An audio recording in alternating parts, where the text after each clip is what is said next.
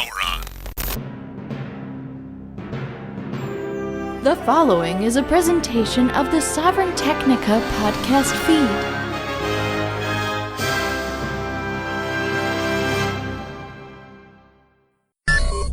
Ooh, the man of tomorrow is here, the Golden Stallion, Savzu, the rated R radio star, ready for another Sovryn Tech X. Been doing this on a weekly basis lately, and when you put the X at the end, it can only mean one thing. We're bringing it to you. Woo, bringing it to you. Yeah, crotch chop. No, Woo. Well, I'll certainly do that. Where are my? Suck it. Yeah, fuck yes. Just gonna say, where are my DX Funkos? But I think they're in storage. Oh, you packed them away. I packed them away. Oh, you packed away all your Funkos. Yeah, pretty much. Except for Skeletor. Yeah, Skeletor. Our family, our little family diorama is there. Right there's Captain, played by Panther. Panther. We got Evil Lynn over there. Evil Lynn is right there. See. Very nice. Yeah, and there of course is Snake Mountain. So we're good to go. Yeah, that's our whole life. Yeah, that's us. I mean, that's really us, just villains. I got some Power Rangers ones still up there, but anyway. But it's not like I packed them away out of shame. You should never be. This is a thing. You should never be ashamed to wear like 90s wrestling gear. Modern wrestling gear, I don't know, but 90s wrestling T-shirts, hats, and all that shit, should never be ashamed of that. What are your thoughts? Yeah, and you should never be ashamed to own toys as an adult. I agree. Of course you do. You own the most toys of anyone I know. No, that's not true. Okay, maybe Rob and Freebeard has more. I was going to say, Rob's got me beat by a long shot. A long shot. I mean, honestly, I really don't have that much, especially compared to lives previous of mine. I used to have a lot. But I will say, like, the coolest toys exist in the modern day. But they're based off of toys from, 40 years ago or 30 or 20 years ago. Anyway, we're not going to get lost on all that. Why are we packing this stuff? Well, because we're going to go all Henry David Thoreau. Wow, what a great segue. Thank you. But I want to... Go ahead, please. We did go visit him recently. We did. We visited old HDT there, and well, it's funny. I don't think I realized just how close we were to Walden Pond. Yeah, it was not a far drive. No, from New Hampshire, it's a little over an hour. A little over an hour, and there you are. And it's so it's such a surreal thing to experience. Because... Yeah, agreed. Like, it almost feels like an insult to the man. What do you mean? Well, because, we thought, we must have missed a turn somewhere. Or this, because we're still, like, on a major highway. You get off for a little while, and there's kind of a state park around there. And then you get off, but then you end up getting back onto a major highway. And it's like, this guy wanted to get away from civilization entirely. And it just built up around his area. Yeah, and it feels like they put the worst of civilization as much as they could, like, right around him. And in the sense of worst as in, like, most advanced, not that the people are terrible or something. So... I know what you mean. The most egregious, how about that? And... But it's still, you go there, the pond is a proper pond, I guess. It still feels like a lake to me, but whatever. I don't know what pond means anymore. But it was... True. It could be a lake-sized body of water that even has fresh water flowing into it, and it's still called a pond, but... Yeah, I don't get it. Whatever. Yeah, that's a mystery to me. But it's beautiful. But you, or myself, you, Rob, we all went to Walden Pond. And it's just one of those things. It's like, yeah, you got to do it. It's something to see. Do you want to share with me at all what, like, I don't know if you want to explain who Henry David Thoreau is. I think most people do know, but at the very least, share what he means to you. And, sure, yeah. His works. So Henry David Thoreau is a famous author. I think most people know that. Mm-hmm. He wrote famously, at least the two books that I read that really inspired me by him are Civil Disobedience and huge. Walden Pond. Right. So Civil Disobedience, I mean, it's been a long time since I've read these books, but essentially it's a story about him, like, refusing to pay taxes or something. I don't remember exactly, but he spent a few days in jail for disobeying politely what he felt was an unfair request. So Civil Disobedience is that sort of autobiography about that. Yeah, I mean, and it gives a philosophy, right? Like, I mean, it for me, it's kind of the classic text on non-compliance, which is part of the way. Yeah, in action, and it's such a solid read. But Walden, or did you it was great to read that because it really showed me that these aren't just principles, they are actions, and they require bravery, and you can do it, and you won't die. Yeah, and it was being done, over 100 years ago, right. Like when HDT was alive. But anyway, continue. And Walden is a book about Henry going purposefully into a wilderness area to live, which is Walden Pond, the place that we visited. Yeah. He had a little cabin there, and he didn't own the land. His friend owned it, what was his name? Was that Emerson's land? Oh, Ralph Waldo Emerson. Yeah, I believe you're right. Okay. So, it was owned by Emerson. They were good friends, but Henry David Thoreau went there to live for a couple years, and the book Walden is basically just him writing his thoughts, meditations, impressions from gardening in the area and bathing in the lake and all of the nature that he saw while living there, and just how peaceful it was. Yeah. And occasionally he would have visitors, but his cabin was really so small that there wasn't much room for guests. Yeah, I think you read the book, and I mean, one of the classic quotes from it is, I came here to die, and after 2 years I found out I never really lived. I don't think that's what the quote is. No, he said he wanted to know when he died that he had truly lived. Oh, that's what it is. Okay, right. So that's what he achieved while he was living on Walden Pond, was that he was really living, like, really in touch with the source of life. Yeah. He was gathering his own food. He was gardening. He was surviving in the wild, cutting his own wood. Yep. And it was, such a powerful experience because it was something that civilization tries to remove people from more and more. That source of life that is nature. And he purposefully went straight into it. Yeah. And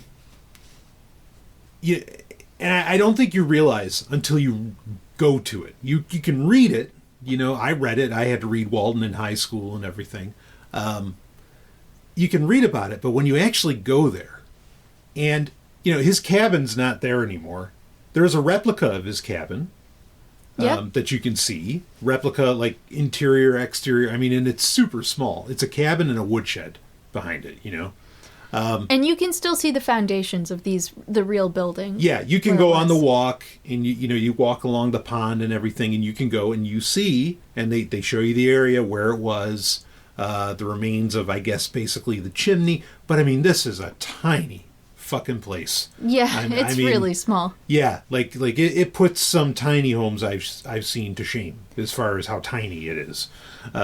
Yeah, he basically had a little end table with a chair and a single wide bed, or even smaller than that, I imagine. Yeah. The fireplace was really the biggest feature in there. Yeah. Well, and arguably in Massachusetts, the most important because, winters are going to be hard. And he was staying there during the winter. And the woodshed was almost as big as the house. Yeah. Which that makes sense, too. Right. I mean, we didn't get to go into the visitor center. We were getting there kind of later in the day, so we didn't, get that whole experience. But so you mentioned what Civil Disobedience meant to you, that book and what that showed for you. How about what did the book Walden mean to you? And then after that, what was this experience like for you, actually going and seeing what that was like? I just thought Walden was beautiful. I mean, The book. Obviously, this is, yes, the book. This is an experience that I have wanted to live my entire life. And, like, we are kind of, sort of moving in that direction. Yes. Obviously, we can't just jump right into it like he did, because that kind of requires a lot of money, and we don't have wealthy friends who just have a cabin on a piece of land that are like, yeah, go ahead, live in there for 2 years. Right. But I loved that he lived such a simple life and had the most, like, beautiful, peaceful experience while he was there. Like, he truly, like, if you just look up quotes from the book Walden, it's some of the most, like, inspirational and beautiful thoughts that any human has ever come up with. Yes. And it's generally about, like, being back in touch with nature and being in touch with the human spirit and how that connects to the wild. It's just a, you know, something that really made me feel alive when I read it. Yeah, and so finally seeing it, finally being there, I mean, what did that do for you? That's what made it so surreal, was that in my mind, Walden was this magical fairyland that I had just imagined was perfect and pristine. And when we went there, it was not far from it. I mean, the walkways are kind of ridiculous. Yeah, it's a sightseeing venture now, you know. So, right. There's a lot of modern accoutrement in the area. But the land surrounding the cabin has been protected. Yeah. And I guess in part we have the eagles to thank for that. Oh, Don Henley. Yes, Don Henley. yeah. I mean, a guy I've always been so thankful, you know, to make ponytails fashionable. You know, boy, how long is that ponytail now, Don? Anyway, go ahead.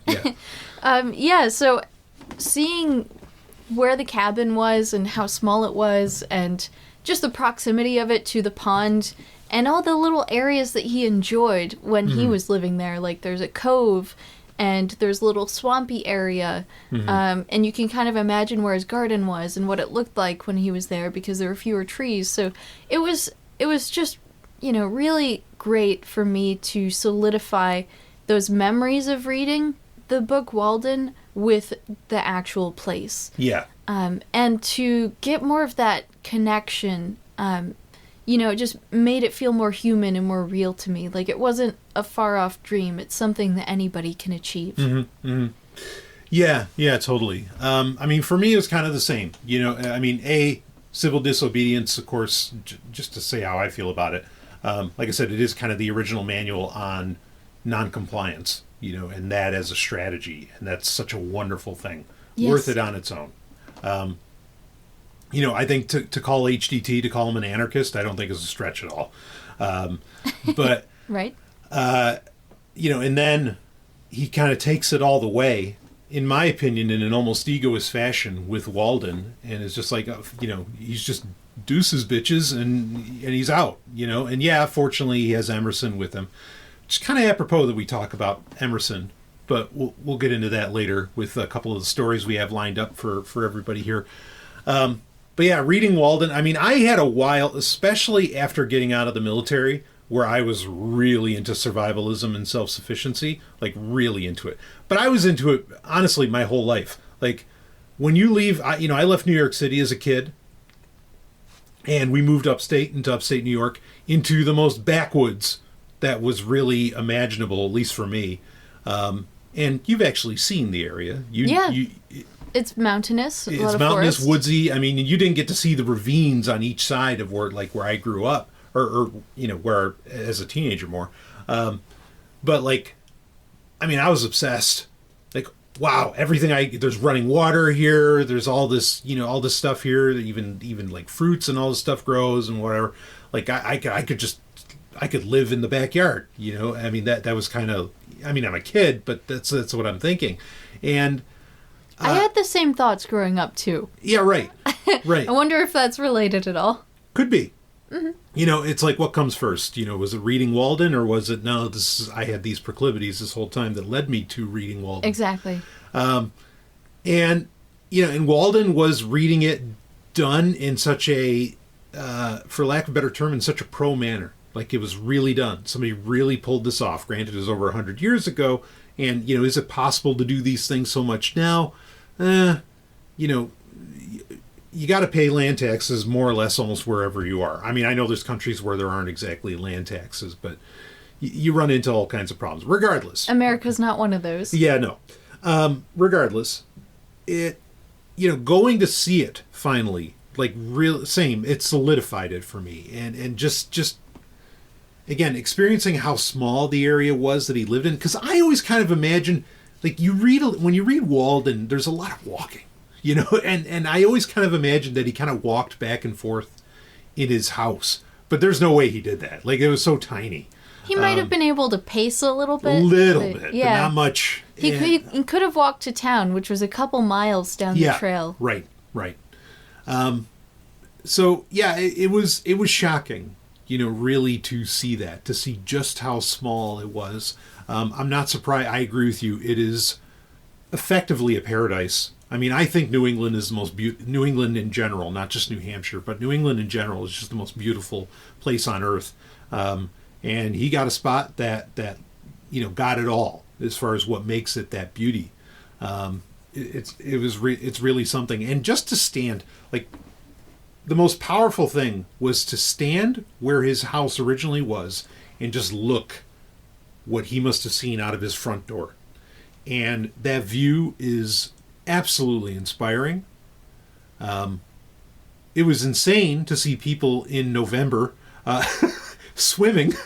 Yeah, that was another weird thing. There was like some serious swimming training going on while we were there. Yeah, some polar plunges. I don't know. They were wearing the wetsuits. Yeah, and they had floaties that they were carrying around with them. That was weird. It kind of made me wonder if HDT was doing some polar plunges himself, and that gave him some of his inspiration. But it is powerful to be somewhere where somebody really did it for an extended period of time. Yeah, and it worked, and you can just you can picture it. You really can get it. Like, everything he was saying in Walden, you really get it when you're there. I think it's worthwhile for anybody to go and see, and partly because this was, I think, a lot of times when we imagine people doing this sort of survivalism stuff or self-sufficiency stuff or whatever, to be conventional about it, I think you kind of expect them to be, how to put it? I'm trying to think of how to put this. Crazy? And I don't know about crazy, but a little, I want to say bushwhacker, but that's, I don't want to be insulting to any, I have Australian audience members, and I don't mean that as any kind of insult. Basically, what I'm trying to get at is, Henry David Thoreau was a gentleman's gentleman. And yes, he lived in society for his whole life, basically. Right. He was a quote-unquote proper gentleman. And I'm not necessarily saying that to be like, to hold him up in, in any kind of grand way. Because, I mean, I consider myself a savage. But he was a gentleman, and he did this. As to where I think a lot of times you think of people who are outside picking their asses, you know what I mean, that do this sort of thing. Or crazy might even be the best word. And actually, I know of libertarians and anarchists who I would straight up happily call them crazy to their face, who did this sort of thing. And well, there's degrees of crazy. I guess I just meant, somebody who does this is maybe, out of touch with social norms and conventions. Yeah. And that makes them strange. Not that there's anything wrong with that, because I think there's degrees of what could be considered crazy that are actually beneficial. Right. But, just somebody who's a little more on the fringes and maybe rough and tough and unpolished, Yeah, unpolished. Maybe. I don't know, which, not to say there's anything great about polished. This is such a hard thing to discuss, because, like, I don't want to say rednecks, because that's not true, and fuck insulting Southern people. That's just, that's. Oh, you don't have to be Southern to be a redneck. No, well, that's for damn sure. Okay, but anyway, I'm just saying that, like, he was an intellectual that went out there to do this. And I know there are plenty who are and who do it today, and you can even fuck amazingly. You can read their blogs, you can, whatever, and all of that is so wonderful. I'm just saying it's very different. He didn't have a lot of outdoorsy experience. Is that what you're saying? Yeah. and again, just because he was very, very sane, and it's just I feel like it's a lot more powerful coming from him. I think that's the idea. The only way I could contrast it would be, and this is just kind of an analogy, okay, would be like Scott Hahn. Scott Hahn is this guy who was Christian. He was a Protestant, and he ended up converting to Catholicism. Now, when you read Scott Hahn's books on Catholicism, they're phenomenal. They're great. Why? Because he wasn't a Catholic. But he's clearly an intelligent guy, as to where when you read books by a lot of Catholics, it's all kind of... But coming from him, it means so much more. And that's what I think I'm trying to get at, is coming from Henry David Thoreau, it's just all the more powerful, because this wasn't his life, and it wasn't even like necessarily originally his dream. He just came from a different... And it's such an awakening for him. And he purposely left behind civilization. Yeah. Right, because there are Native Americans that lived in the area, and you can see those signs around if you go to visit the site. Yes. But what's really outstanding about Henry David Thoreau is that he was a member of society. He was part of civilization. Right. Well documented, and he purposely decided he wanted to get away from that. Yes. Yeah. So it's all the more powerful. And when you see it and you get it, why it struck him so much, it's amazing, and it brings the text alive. It really does. So, beyond that, I mean, again, so you would say this is something like we're working towards getting in that direction? I would like to think so. Yeah. Same. Totally. So, I hope I was trying to explain like the contrasting characters to Henry David Thoreau, and like, don't think I'm insulting people who engage in self-sufficiency. No, that's our fucking goal as well. Like, we're with you, okay? Yeah, I'd love to spend all day gardening. That sounds wonderful. Yeah, that was okay. So and this is the last point I want to bring up is like his house is so small. So while granted, it would actually be fairly easy to keep a Kindle and have it charged all the time and have a massive library of books on there, because I already have that. But at the same time, you do kind of want to get away from it more. And that's the one thing where I don't know if you could have such a small space, because the books that I would need, around me, like, it just wouldn't allow for a small house like that. At the time, maybe there weren't that many books and it didn't matter to Henry David Thoreau. Or he had already read them all and memorized them so well because he existed at a time where there was less distraction. I don't know. But for me, like, there'd easily be a whole wall of books. And those are just the reference books. That's not even the fun stuff. Yeah, agreed. Yeah. Knowledge is one of the most important possessions. Right. That you can possibly have Yeah. in your vicinity. Yeah. I mean, it's hard to say that you can, like, own a thing. Right. You can have books in your possession. Yeah. And once you read them, you kind of own that knowledge in a way. Yeah. You can still spread it to other people, give the books away or whatever. Yeah. But it's good to have them on hand to reference. Right. Which is why we need, in addition to our tiny cabin, a giant library. Next door. Yeah, it's like, no, we just live here. This shitty little place. But that veritable mausoleum of it's a castle of books. We yeah, just have our books live in there. Yeah, that's for the books. We don't matter; those are what matter. Yeah, I mean, it's great because books don't need batteries, so they can last forever, or at least as long as the pages hold up. So yeah, that's the one thing. That's the one critique I have is like, oh no, there's not enough room in a house like that for books. Otherwise, HDT, I'm with you, man. Like I could pull that off too. I think. Or you and I could certainly. But I think part of his experiment was he was going there and recording his own thoughts, not necessarily like trying to learn the body of knowledge that people have put into the world. Fair. He wanted to learn the body of knowledge that existed outside. Right. Now, actually, okay. I know I said we were going to wrap this up, but I want to take a little side stroll on this. Oh, all right. All right. Yes. So you and I mean, we're fairly avid hikers. As in we do it whenever we can, and we multiple do it hard. times a summer. Yeah. Yes. And so even if like there's times where we run out of time or whatever, it's not because of inability. We have all the ability in the world. It's just always a matter of time or whatever. But we go and do it, and we do it hard. And like, whether we're going to Mount Katahdin and camping out for days, whatever. I mean, again, we do this the hardcore way. Yeah, or there's local state parks where we do like 4-mile hikes, and right. Going up that last little bit up to the top of the mountain is the hardest part. But, oh, yeah. It's worthwhile. Yeah. I mean, we did Mount Langdon. We stayed there for, a couple days? Or was that one? Mm-hmm. Yeah. Yep. We've done all, we do this stuff hardcore. So, anyway. We live in the Appalachians. Right. And so, we'll get to these mountains. We'll get to the top. And sometimes we'll even see, like, little odd structures or whatever. Who knows who built them or did what.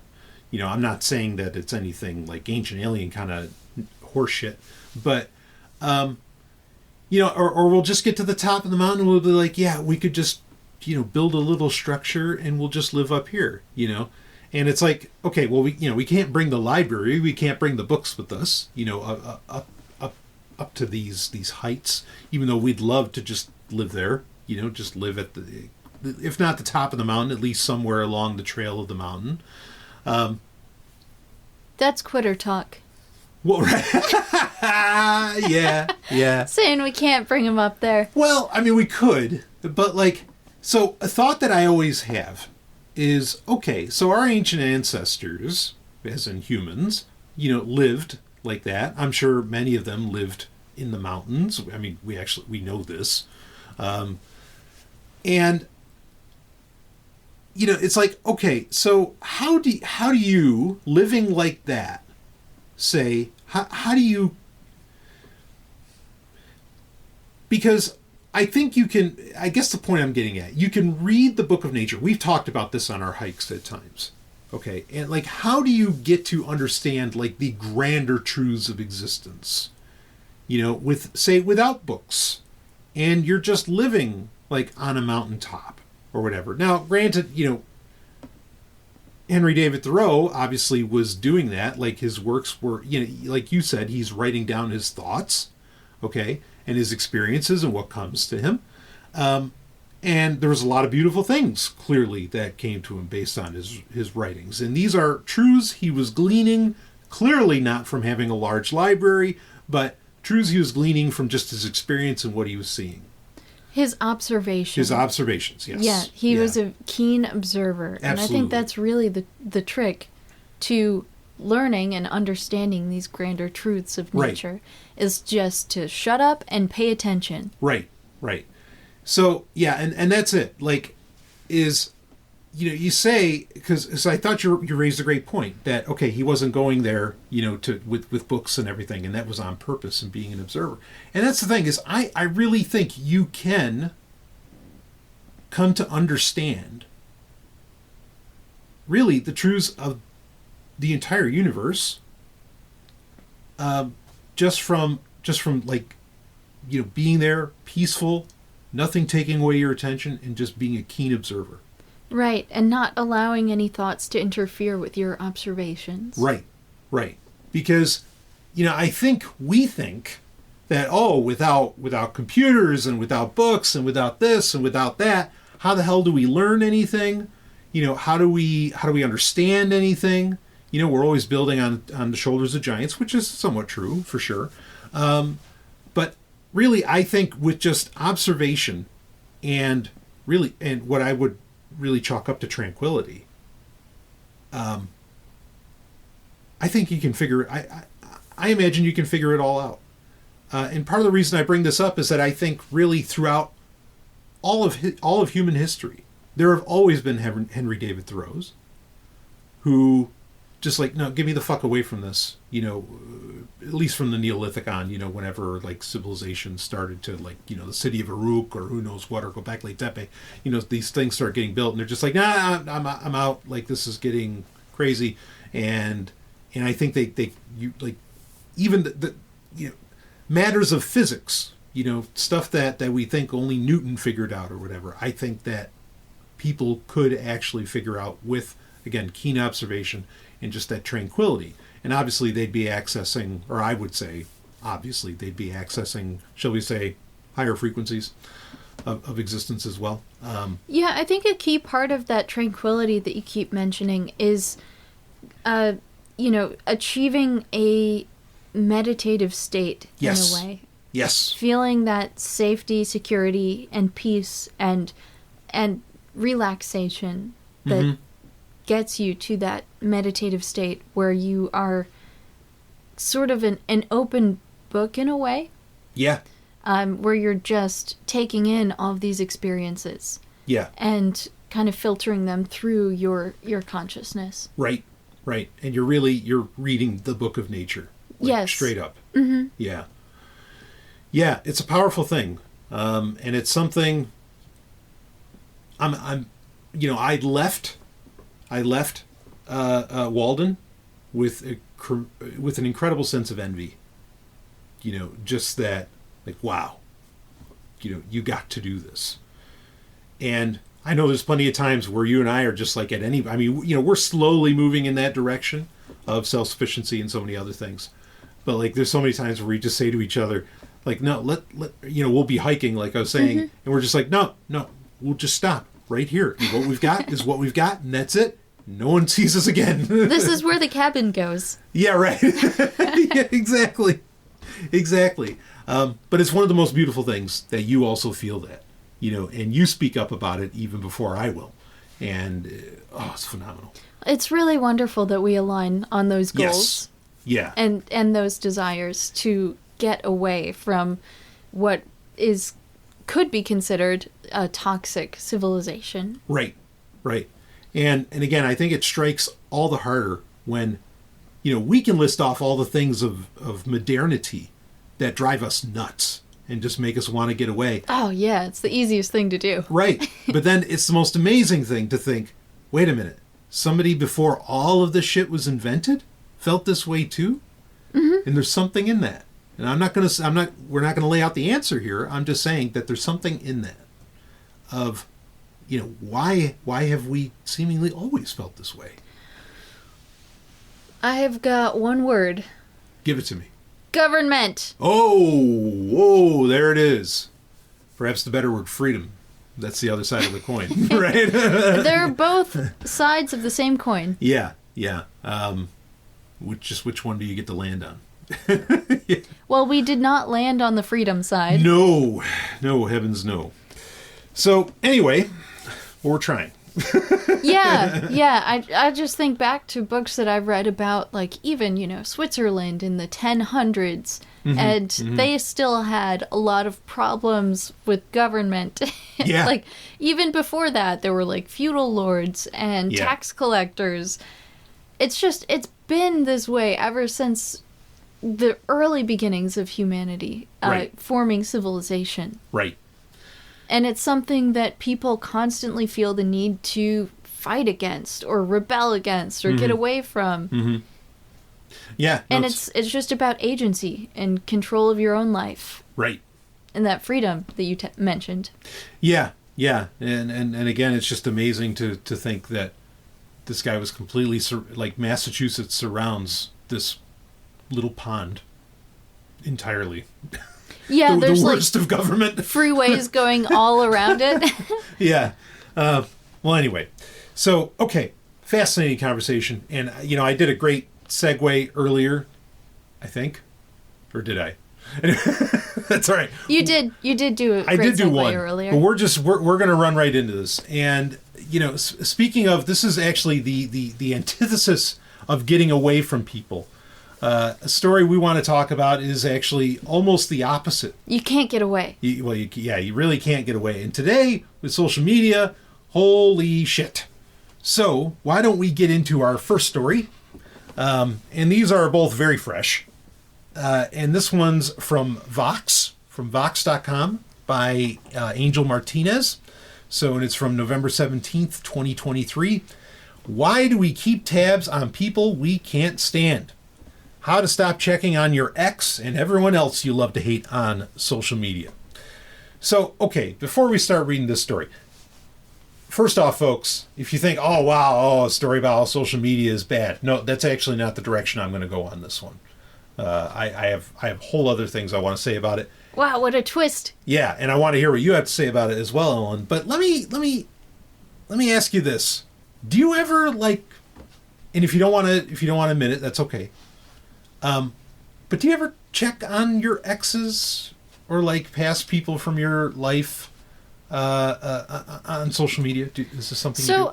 I have kind of a unique approach when it comes to social media, and I think people recognize this. Like, I didn't even have social media for a long time until we, put our Instagrams up recently. Yeah, which is something we both decided to do because we were both off of social media at that point. Yeah. Yep, and I've gone through cycles of this over the years where I'll have a social media account for like 2 or 3 years, and then I'm like, I don't want to deal with this anymore, and I just delete it. Yeah. And then I'll, create another one a couple years later.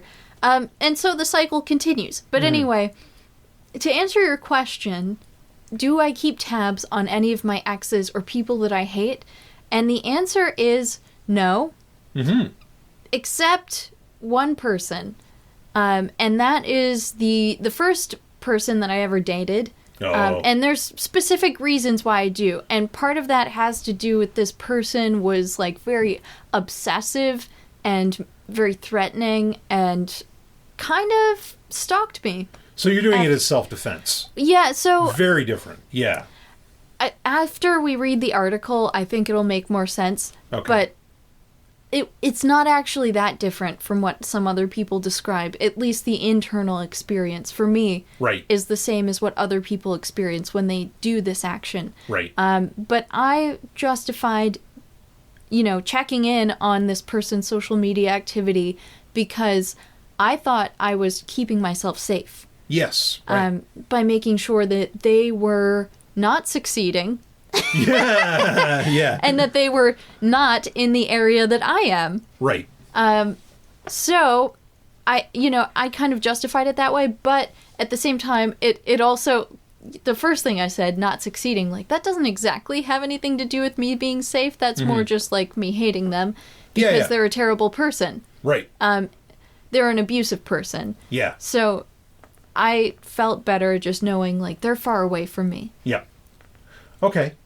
So I don't do this. There were times in my life where, like, yes, I had a bad breakup with someone, or yes, I had a falling out with someone who was a friend, and I would check in on them a couple times over the following weeks, but every time it just made me feel so bad. It was like reopening the wounds, and I had to come to the decision on my own, like, do I want this person in my life or do I not? And if the answer is no, then I need to just cut it out. Because this is not beneficial. And if I really feel like I want to move beyond this, then I have to literally move on by spending my time doing productive things instead of wallowing in my self-pity. So, yeah, I really do not practice this at all. And like that person I mentioned that I did check in on, I haven't done that in years. Yeah, right. In fact, after I read this article, I did check in on them, and I re-experienced that feeling of like, oh, this is terrible. Why did I do this? Yeah, right. Yeah, okay. So, well, again, and I think you are not in the norm on your social media use. So, right. Which kind you of what I'm laid saying. out at the beginning, exactly. So that's important to point out. I'd like to think that I am not the norm either, because in general I hate social media. The odd part with me is that I am terribly good at social media, and I don't mean necessarily for myself, even though I've for years I've always had people say, it's like, yeah, your post, I couldn't like it, I couldn't comment on it because I couldn't have anybody see me do it. But man, you were so right. I've had those experiences so many times, right? But I mean, I get paid by some people to handle social media accounts, and these are very successful social media accounts. Okay, but do you do this? Well, I'm just explaining that, like, first off, okay, that I'm the odd man out as well, as far as social media goes, even though, again, I am frighteningly good at it. Okay. Do I do this? No.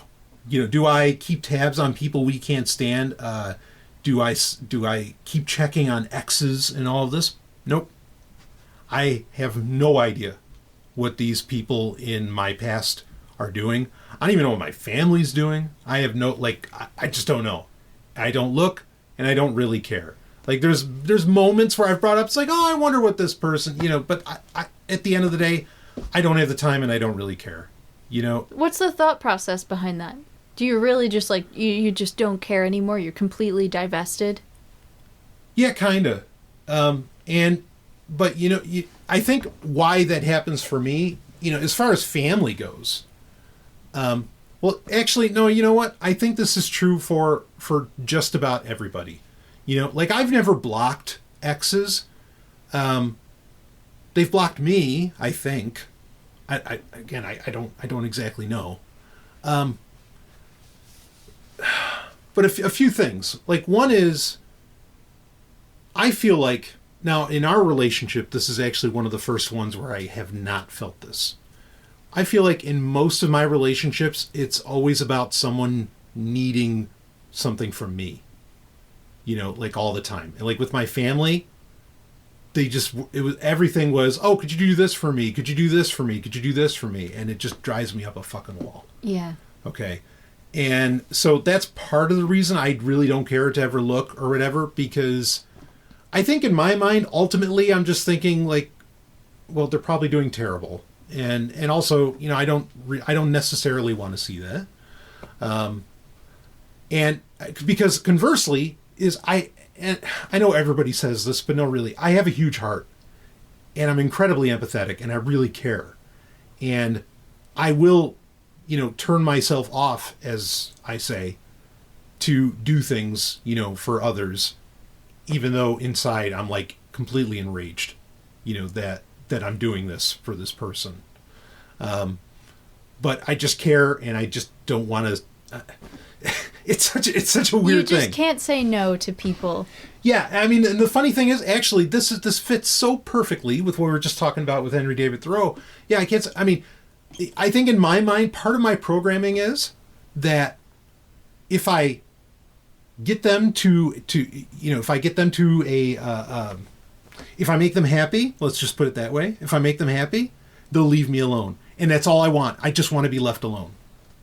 Just let me do my shit. Just leave me alone. And that's my thought process. And so I think if I start to, in any way whatsoever, start to look into social media in the past or whatever, they're not going to leave me alone. And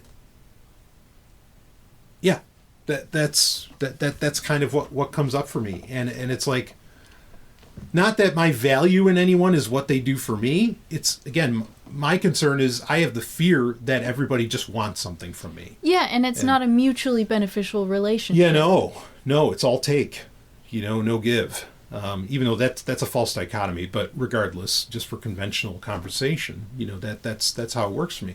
So yeah, I don't look into these people at all, and yeah, I could spend a ton of time talking about why, but there's no real point to that.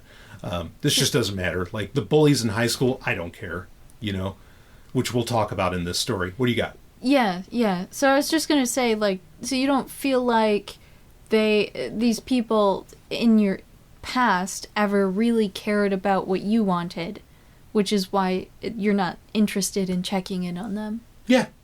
Okay, that's interesting. Yeah, I think that kind of hits it. This article will talk about looking in on how are the bullies doing, that you dealt with in high school or whatever. The one thing, I always wish, granted, I wish public school would just go away entirely. Yeah, right. Okay, for one. But for two, if you are going to public school, and I've said this I've been saying this forever. I wish the best thing one of the best things parents can say to their children is, listen, none of these people are going to matter to you once you graduate. And they don't They don't right? matter. But you don't know that when you're there. When you're in high school, they're the most important people in your life because they're all the judges, you know? But the best thing that you experience when you leave high school is that they really don't matter. If you don't allow them to matter, then they just don't. Right. Exactly. I mean, and this speaks to, I guess this is one other part I want to get out before we break into the story, you know, that happens for me, is, you know, why does somebody become an ex? Why do people separate? And it doesn't have to be romantic relationships. It could just be friendships. It's usually because you're both evolving in different directions. Or someone's evolving and the other person's not. And the other's not. Right, and the other's stagnant. That's another possibility. Okay, so, but that's the thing. For me, when I'm evolving, like I don't know if I said this earlier, but I've brought this up a ton of times. You know, I feel like I've lived 4 or 5 lives. Yeah, same. Okay, and, you know, when I've reached the next stage of evolution, honestly, I'm going for a clean break.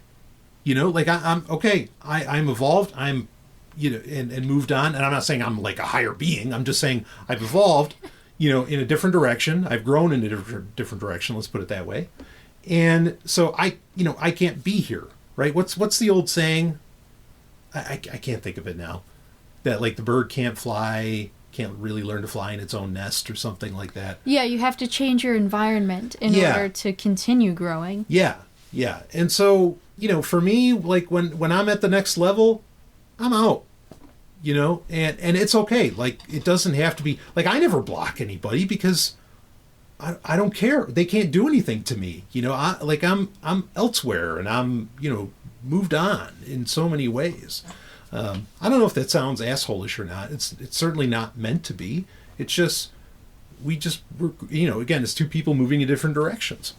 So. Well, I'm very glad that you've been fortunate enough to not need to block anyone in your life. Yeah, well, like you said, you had to deal with self-defense. You had to deal with other things. I mean, I guess I'm fortunate in those ways. Yeah. I mean, unfortunately, there are people, I mean, not just in my past, but in anybody's lives, you know, that might wish you harm or want to continue abusing you from afar. Yeah. And social media is like the only way they can do that if you're not in physical contact. Yeah, that's fair. And honestly, actually, you know, the other point I should bring up, I probably would have had to have blocked people when I was younger, but social media didn't exist at the time. The internet barely existed at the time. So it was just a different time. Right. But at that point, yeah, I can think of people that, oh yeah, I would have had to block them.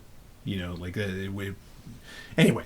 So, all right, let's actually get to the story here. Again, why do we keep tabs on people we can't stand? I think there's some interesting things to pull out of this. So I'll start reading it. In the early days of the internet, a hater was the worst thing you could be. Spite and sarcasm had no place in a sea of people who watched videos of babies laughing or tended to their virtual farms. Thankfully, as time passed, we as a society have learned to stop lying to ourselves. No one is ever truly out of sight and out of mind today, which is why we shamelessly send bad posts of people we don't like to our friends or have entire group chats dedicated to gathering receipts. Over 70,000 people have uploaded their confessions on TikTok to the tune of the catchy Haters Anthem because, as the song itself says, we love the way it feels to be a hater. You, too, might find yourself looking at social media feeds of people you don't like and getting joy out of the experience. It's a common habit, an often harmless way to let off some steam, but continually hate-stalking others' accounts can keep us trapped in a cycle of unproductive negativity. So I'm going to stop here for a second, and that's the concept that's really being talked about here is this hate-stalking. Okay, that, like, you're doing it, you're looking at them, like, kind of out of spite, or you're interacting out of some degree of spite. You know, not because you like the person, you know, like, yeah, ooh, The Rock, we love you, great. You know, it's the exact opposite. Okay.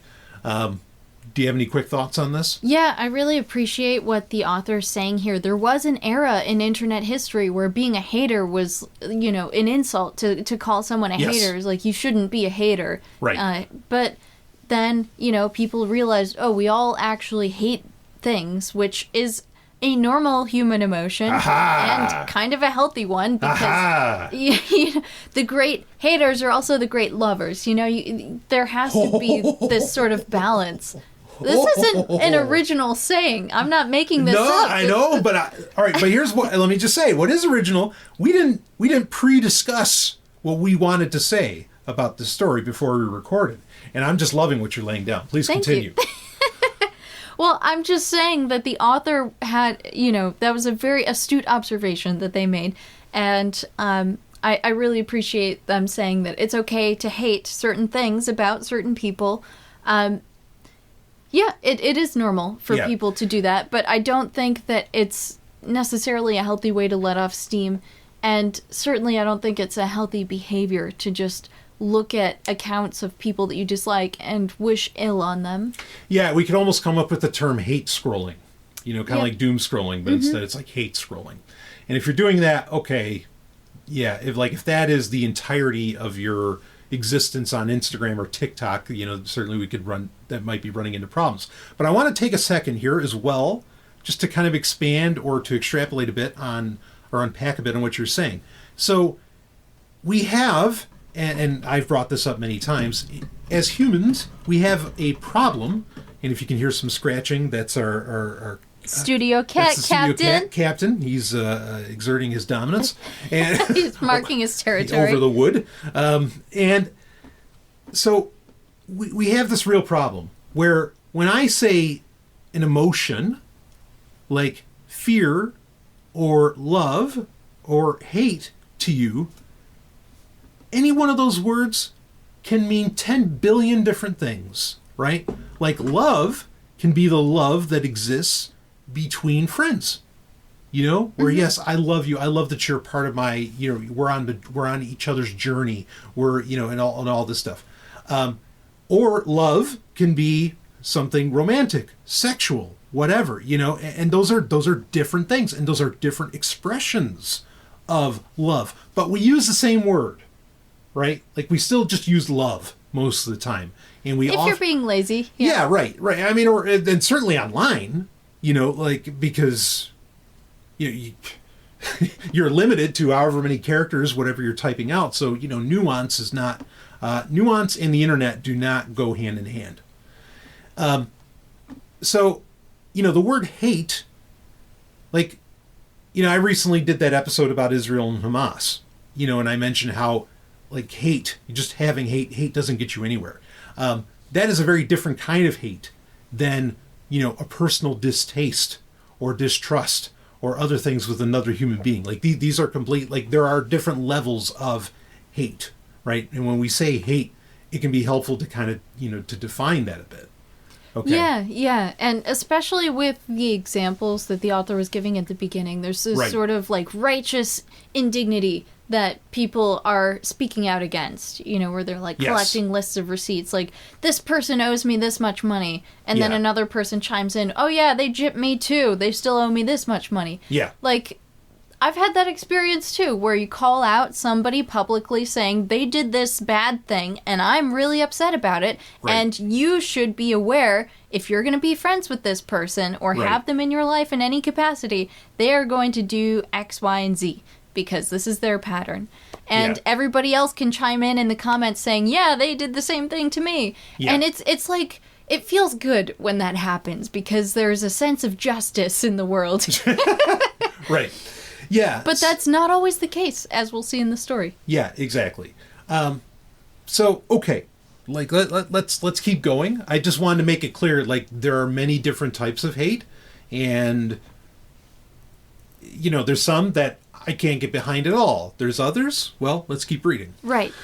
So, let's see. Here we go. Of course, here we go. Okay, since prehistoric times, humans have thrived on seeking out and obtaining information about the world around us, especially as it pertains to other people.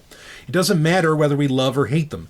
These emotions activate some of the same circuits in the brain and consequently release the same rush of rewarding feelings. Often we're drawn to dislike those who we feel violate social norms, like that annoying micro-influencer who overshares every single detail of their deep-seated trauma, because we're intrigued by why and how they're able to do what they do. These reasons could be even more complicated and varied if we personally know those we keep tabs on. Of course, this kind of social media lurking is completely different from actual behaviors of criminal stalking and acts of hate. And see, this is where they're breaking it down a little bit. Like, we're not talking about criminal acts, and we're not talking about acts of hate, as in where you go and kill the person because they're whatever. Well, that would be criminal act as well. That would be criminal. Yeah, right, exactly.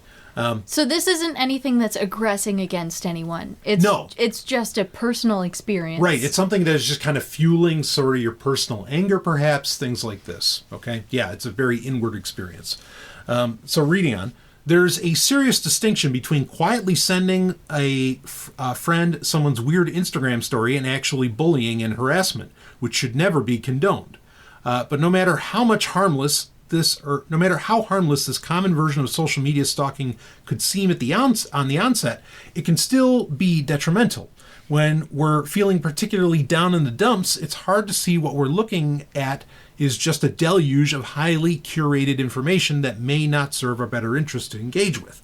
The feeling of social comparison that follows forces us to keep up with appearances and overcompensate for what we lack. Despite these real effects, it can be hard to admit that it's a problem that needs to be addressed, mostly because of how easy it is to hide. Quote, think about other behaviors like smoking, drinking alcohol, or compulsive shopping. There are often witnesses to this, or a trail of evidence which makes us feel more accountable to other people, end quote, explained Georgina Sterner, or is it Sturmer? Sturmer, an integrative counselor who has worked with women struggling with addiction. Quote, hate stalking can be done in private without fear of being caught or questioned, making it much easier for us to go down a rabbit hole, end quote. As a result, we tend to go down these spirals alone and leave social media stalking sessions feeling ashamed or embarrassed, wondering how we got so invested in others' digital lives in the first place. It's a complicated behavior that brings up a lot of conflicting emotions. With that in mind, the name of some of the people interviewed for this article have been changed to protect their identities. Anyway, do you have comments you want to make on any of that? Yeah, I just think that she's absolutely right. I mean, sure. I think there is probably a portion of the people interviewed that are looking at the lives of people that used to bully them or their exes online, and they're not experiencing that sense of like justice in the world, and where like they want the other person to fail or to suffer or whatever, and they're not, because it's social media and people curate their posts to make it look like their lives are great and wonderful. Yeah. Well, this is a big problem that society has overall. Is it has no understanding of what reality is, of what the reality is. Well, it's certainly not online. Yeah, no. And I mean, the funny thing is, a lot of what's being described here, this hate stalking, this is not a new thing. This is not. I mean, this was done. People did this reading the newspaper. Yeah. Reading George Gracie's column or whatever, right? Like, people would do this. How did reality television become a thing? It became a thing because, in my opinion, the reason why it's so popular is because it makes a lot of people who maybe don't feel so good about themselves, or maybe on a, conventionally speaking, different social strata, it gave them something to make fun of. It gave them something to say, well, fuck, at least I'm not that. Right. And it allowed them to do, what these ridiculous people were doing, and 10 times better if it's celebrities being asshats, which, I mean, they are anyway, but, being asshats on TV, being ridiculous, and you get to say, well, fuck, my life sucks, but at least I'm not that stupid. Yeah, you can make fun of their, like, oh, I'm going to spend $1 million on a marble countertop. Like, of course everybody wants to laugh at that, because that's ridiculous. Right. That's an insane amount of money. Sure, or even that, yeah. Whatever it is, or Big Brother, like that show Big Brother, or any of this stuff it can make you feel better about yourself. The problem becomes, and we'll keep reading the story, of course, I think a lot of people are probably picking it up. The problem is, again, like Georgina mentioned, addiction. The problem is when you just spend all your life watching reality TV shows to feel better about yourself, or in this case, hate scrolling, or hate stalking, and you don't go on living your own life. That's the issue, or that's a major part of the issue. Yeah, and it really can become psychologically addicting. And you would think, why would somebody want to become addicted to, or not necessarily want to become addicted to, but why would somebody become addicted to a behavior that makes them feel bad?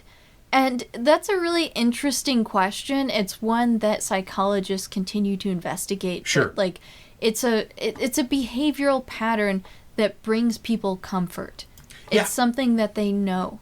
Yeah. And just reading the posts of people that they dislike, at least they're comforted in knowing, like, all right, I have all of the information on this person. Yes. Even if it makes them feel terrible. Yeah. Which, like, some of these people describe, they really feel like shit after doing this. Sure, but I mean, when it's happening, like, it's probably, you know, again, akin to many addictions. You're getting dopamine hits. Yep. You know, you're getting all these things. So, well, let's keep reading. Recognizing the behavior and understanding what's driving it. Like any other addictive behavior, hate stalking can be a habit we develop to address an unmet need. Quote, it's easy to go online in an attempt to tackle underlying feelings of loneliness or boredom. Once we're there, social media contains built-in features that keep us on the hook, end quote, Sturmer said. Stallion, breaking in for a second on that. Yeah, we know that Facebook or Meta, you know, pick the company. They literally hire the same behavioral marketers and scientists that work with casinos, you know, to make sure you do get hooked. That's a fact. Reading on. When we acknowledge that our social media lurking can hinder our happiness, it's important to get to the root of this behavior. Take Annie, who still keeps tabs on the former bullies who made her high school life a living hell. Quote, I've kept up with their lives for so long to see if they've peaked in high school, end quote. The 29-year-old creative told me in an interview. Quote, sadly, hate stalking has only made me more self-conscious, especially when I see a former bully thriving. I tend to talk to myself from a place of shame whenever I don't achieve something like them, end quote. Sometimes there can be an element of seeking karmic justice, of wanting to know whether someone is suffering as punishment for hurting us in the past. Take Rika's former coworker, who Rika said was so threatened by her that she tried to derail her career. Quote, this person moved to another company, and I started hate stalking to see if she would make something of herself after leaving, end quote. The 42-year-old salesperson shared. Quote, I just didn't want to believe that she could ruin my career and not face any consequences. I'd like to think that the universe is fair, end quote. The universe is not fair, and as I always say, that's a good thing. Because if it were fair, the bad things that happened to you, you deserved. So always revel in the fact that the universe is not fair. But regardless, people do it for a sense of karma. Certainly that's interesting. Let's keep reading some of these examples. Coming to terms with our reasons for lurking will require asking and answering some pretty uncomfortable questions. Quote, examples of this could include, what are you seeking in this encounter? Are you going to this person's account to torture yourself? Is this a manifestation of feelings of loneliness or anger or envy? Or are we curious what other people are doing without us? End quote, said Jamie Krems, a social psychologist and professor at the University of California, Los Angeles. Consider, too, the role social media may have previously played in your relationship with this person. Maybe you were, quote-unquote, liking and commenting on their posts, or your catch-up lunches or birthday parties were featured on their feeds a lot. These interactions may have brought the distinct kind of validation that serves as online currency, which might be a reason why we keep coming back to some people's accounts. Anything to say on all of this, Ellen? Yeah, I just wanted to comment on what you said about the universe not being fair. Sure. And this article saying that people are looking for some sense of karmic justice. I think it's interesting that they use the word karmic justice because if you really believe in karma and reincarnation, which is kind of part of the same package. Yeah, they're kissing cousins. So the idea is that, like, the universe is fair in the sense that if you are a reincarnated being, you kind of have this choice of what challenges you get to face in the next life to learn specific lessons.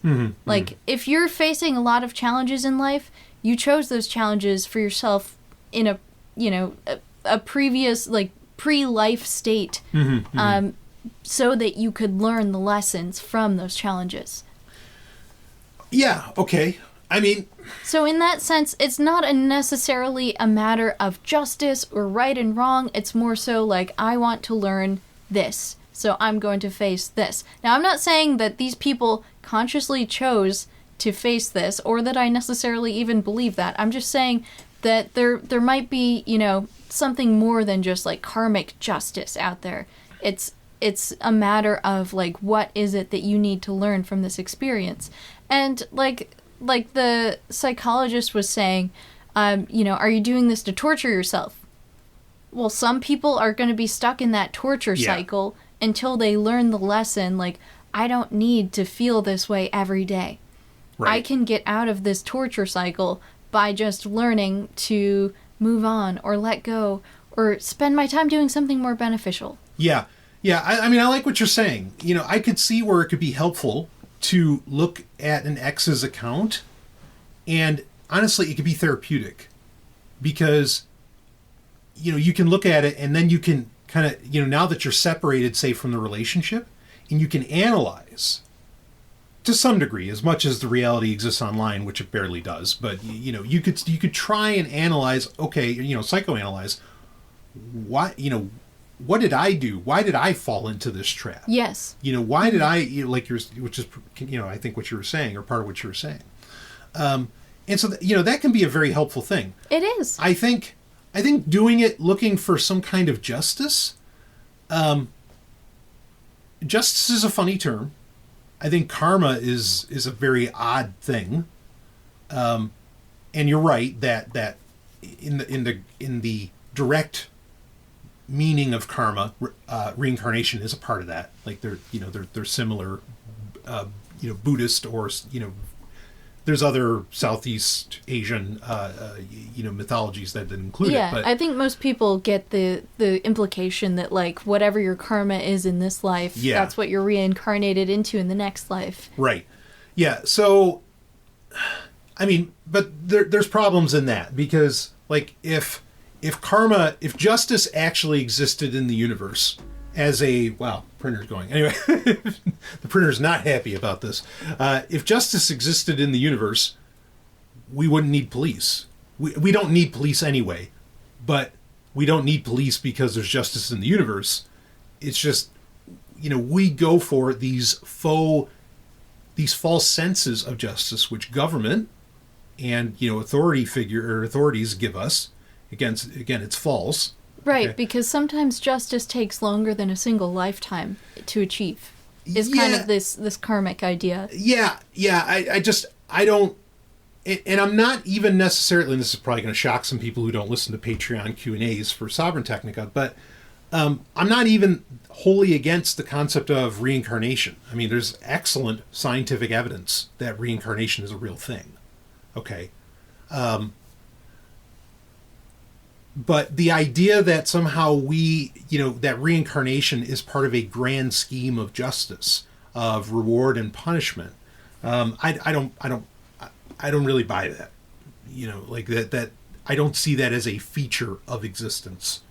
Yeah, and it's really interesting if you do more research into the idea of karma and reincarnation. Like, a lot of reincarnation doesn't have to do with justice or right and wrong. It has to do with, what do you want for yourself? Yeah. Like, you get to choose your parents, you get to choose your family situation, and the challenges that you face in life.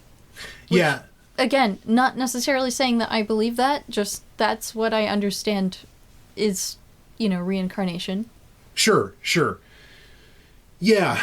I mean, I think the third leg on this three-legged stool would be, so there's karma, reincarnation, would probably be like the concept of aura. And there's a little more something to that, I think, where a person could result in what I think people commonly call karma. And this will actually kind of speak into our next story that has to do with manifestation, but if we get to it. If we get to it, because it's running late. It's a Saturday night. So, and we've already been going for over an hour. Yes. If not, it'll just be a sequel, and we'll get into that next week. Yeah, we'll have to record next week. Yeah, exactly. So anyway, this is a big problem. People, because it's often talked about, I mean, they're even asking here, there's, where did they put it in the story? There's an unmet need. Okay, so one of the very popular ideas within, whenever I hear the phrase unmet need, I instantly think of nonviolent communication. Yes. Something which years ago I was a bit of a proponent of. There's good things in it. Yes, there are good things in it. However, there's a lot of bad in it. Okay, and actually this article is hitting at, honestly, or I think our extrapolations from this article are hitting at a lot of the problems with NVC. Okay, so one of the common needs discussed within, it's not just within NVC, it's within, psychology in general, would be this human need for justice. And I didn't plan on talking about this, so I don't want to spend a ton of time on it, but justice is bullshit. Yeah. And really, if you boil it down, I think for a lot of people, it's just a desire for vengeance. Yes, that you hit it. Because you don't hear stories about people saying, oh, this is such a great person, I hope wonderful things happen to them. Right. It's more so along the lines of, these people did this to me, and I hate them, and I hope they fail. Yeah. It's like, why can't you just say, wish you well, and move on? Yeah. Yeah. So, and this is my problem with the concept of rights, is that rights rights are not about what you can do. Rights are more about punishment. Rights are, okay, you do, if you break this rule or this idea or whatever, then you need to get punished. All this stuff comes down to punishment. And vengeance. Yeah, right, in vengeance. And that's not, punishment is not justice, but justice itself really doesn't exist. And that's a wildly complex subject, but if this is a problem, like it is for this 29-year-old creative, or the 42-year-old salesperson, part of the problem is that they have this belief that there is justice, which just doesn't fucking exist. It's not there. And that can make life really challenging. Oh, yeah. If you keep searching for justice and there's, nothing that you can really do to take it into your own hands. Yeah. Well, and that's ultimately what it comes down to is, people feeling a lack of agency, and they feel a lack of control in their life. And boy, that would play so well into our next story. But let's keep going. So here's the next subheader: limit your exposure. At the end of any relationship, we're often told to unfollow or even block the other person on all social media platforms. But for those who find it hard to cut them off immediately and completely, detaching from a stalkee and their daily activity is nonetheless necessary. Lily, a 22-year-old writer, admitted that checking up on her ex-boyfriend and his new partner 2 years after the breakup just adds salt to her emotional wounds. Quote, even if the intention behind it was to feel better about myself, it would always make me feel like shit because at the end of the day, I used to be that girl beside him making plans of growing old together, end quote, she said. Seeing anniversary and milestone posts on her feed from her ex is particularly difficult for her. Quote, it would remind me of how things were like when the breakup was still fresh, crying nonstop, screaming my lungs out in pain, and feeling all this anger and frustration and grief, end quote. I hate that Google and Facebook do this. That they're like, the 5 years ago today, here's a picture of what you were doing. And it's like, I don't need to see that, man. I've moved on. Yeah. That's an old me, life. Yeah, it's incredibly insensitive. Mm-hmm. At the very least, I think what they should do is they should have a very quick option saying, do you ever want to see this again? And you just say no. Right, because sometimes it doesn't go away for a while. Yeah, because you'll keep getting reminded or whatever. And it's that's a real problem. It is. And I don't blame Google or Facebook. I'll blame them for all kinds of things. This is one I don't necessarily blame for them. Because in one sense, yes, when they added the feature at first, okay, I blame them. We all know that exists now, though. So here's a good idea. Don't fucking post that shit. If you don't want to get reminded about it, don't post it. The weird thing is, though, you don't always have to post it necessarily for it to come back to you. I have pictures on my phone that I guess were backed up to Google Drive somehow, but I didn't save them anywhere besides my phone. and then I get notified, 5 years ago today, this is what you were doing. And it's just from, like, my camera gallery. Yeah. I mean, yeah. It really should just be easy to turn all these things off. Like, Apple does this too. So with the Apple Photos app, it'll auto-generate, like, albums, photo albums, or even with videos as well,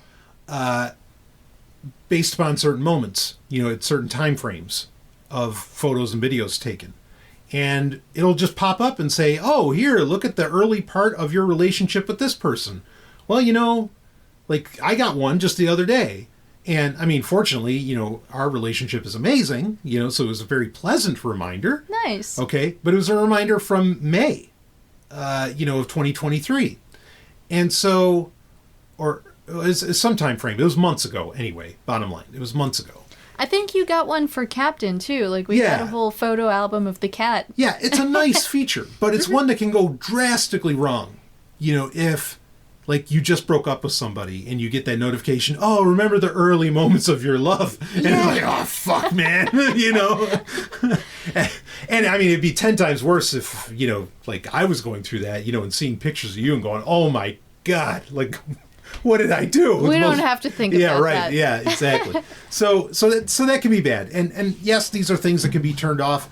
Basically, I guess ultimately where I would still blame the tech giants on it is it should be something you turn on.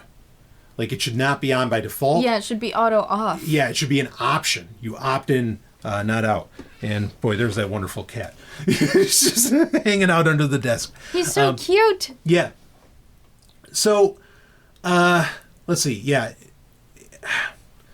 I guess we'll keep reading on a bit more. Yeah, I do just want to point out, again, like Lily, the 22-year-old writer, saying it's putting salt in the wounds. So, like, every time you check in on this person, you're just reminded of all the negative experiences you had with them. Yeah. And it really is self-inflicted pain. And it's unnecessary. Anyway, please continue. Yeah, no, totally. I mean, and to some degree, this part of it, I don't know if there was a corollary. Like, we can say, with the previous examples, we can say, well, like, okay, people did hate stalking with newspapers. People did hate stalking with reality TV or whatever. Like, there were previous examples. This is one where it's like, outside of a little photo album, and photos used to be expensive to take. It wasn't like there were millions of them like there are now. Right. That wasn't so much there. So this is something kind of new for people to deal with. I mean, the only example I think that we could look at would be maybe like high school reunions, would be, something that existed before social media. But let's read on. It's important to track moments when you feel the need to social stalk and assess what factors those instances may have in common. Were you in a specific place that reminded you of them, hanging out with certain people, or doing a particular activity? Maybe this could also be indicative of a larger personal issue we have, like in Annie's case. Quote, now I'm trying to see if my hate stalking is a manifestation of my demand avoidance. If I'm doing this just to ignore what I know I should be doing to make my life better, end quote, she said. And yeah, that's where it ultimately becomes a problem, like we said earlier, is that, okay, there's not necessarily anything wrong with this. It's just when it keeps you from living your own life. Yeah. Or like, when you break up with someone, doing things that you need to do, evolving, right. Making your life better, like she says, Those are the things that you're avoiding by doing this hate stalking. Yeah, exactly. And that's what you need to do in order to move beyond it. Yeah. I think, and I think the article kind of gets to it. I mean, there's a flip side to that, though, is that actually that attitude of like, oh, I wish I was that I used to be the girl next to this guy or whatever, and I kind of wish I was there again. There's a flip side where that might actually be a good thing, and we'll get to it. I'm suspicious. All right, let's keep reading. Put a plan in motion. If we're not careful, social media stalking can go from a harmless little treat to a negative reflex that bleeds into our daily routines. Quote, acknowledging the urge as it creeps up on us and giving ourselves a few minutes to pause before acting on it could be helpful, end quote, said Krems. That's always helpful? Yeah, that's helpful in literally everything. Yes. Again, that space between stimulus and response, like just pause, create friction between pretty much any action that doesn't need to be an instinct or instinctually built up. Yeah, very helpful. Okay, exercising the self-restraint, even in small increments, can help us think about whether it's something we really want to do or just a habit our brains and thumbs have grown accustomed to. All right, I'm going to stop on this for a second. So I have dealt with the problem of notifications for a long time. And the single most powerful thing for me is to actually turn notifications off and, like email even, not just social media, but email. Kill all the notifications. Because unless it's your work email, which you can handle on your work device, you can check your email once a day, and that's probably good enough. And you can deal with them all more intentionally.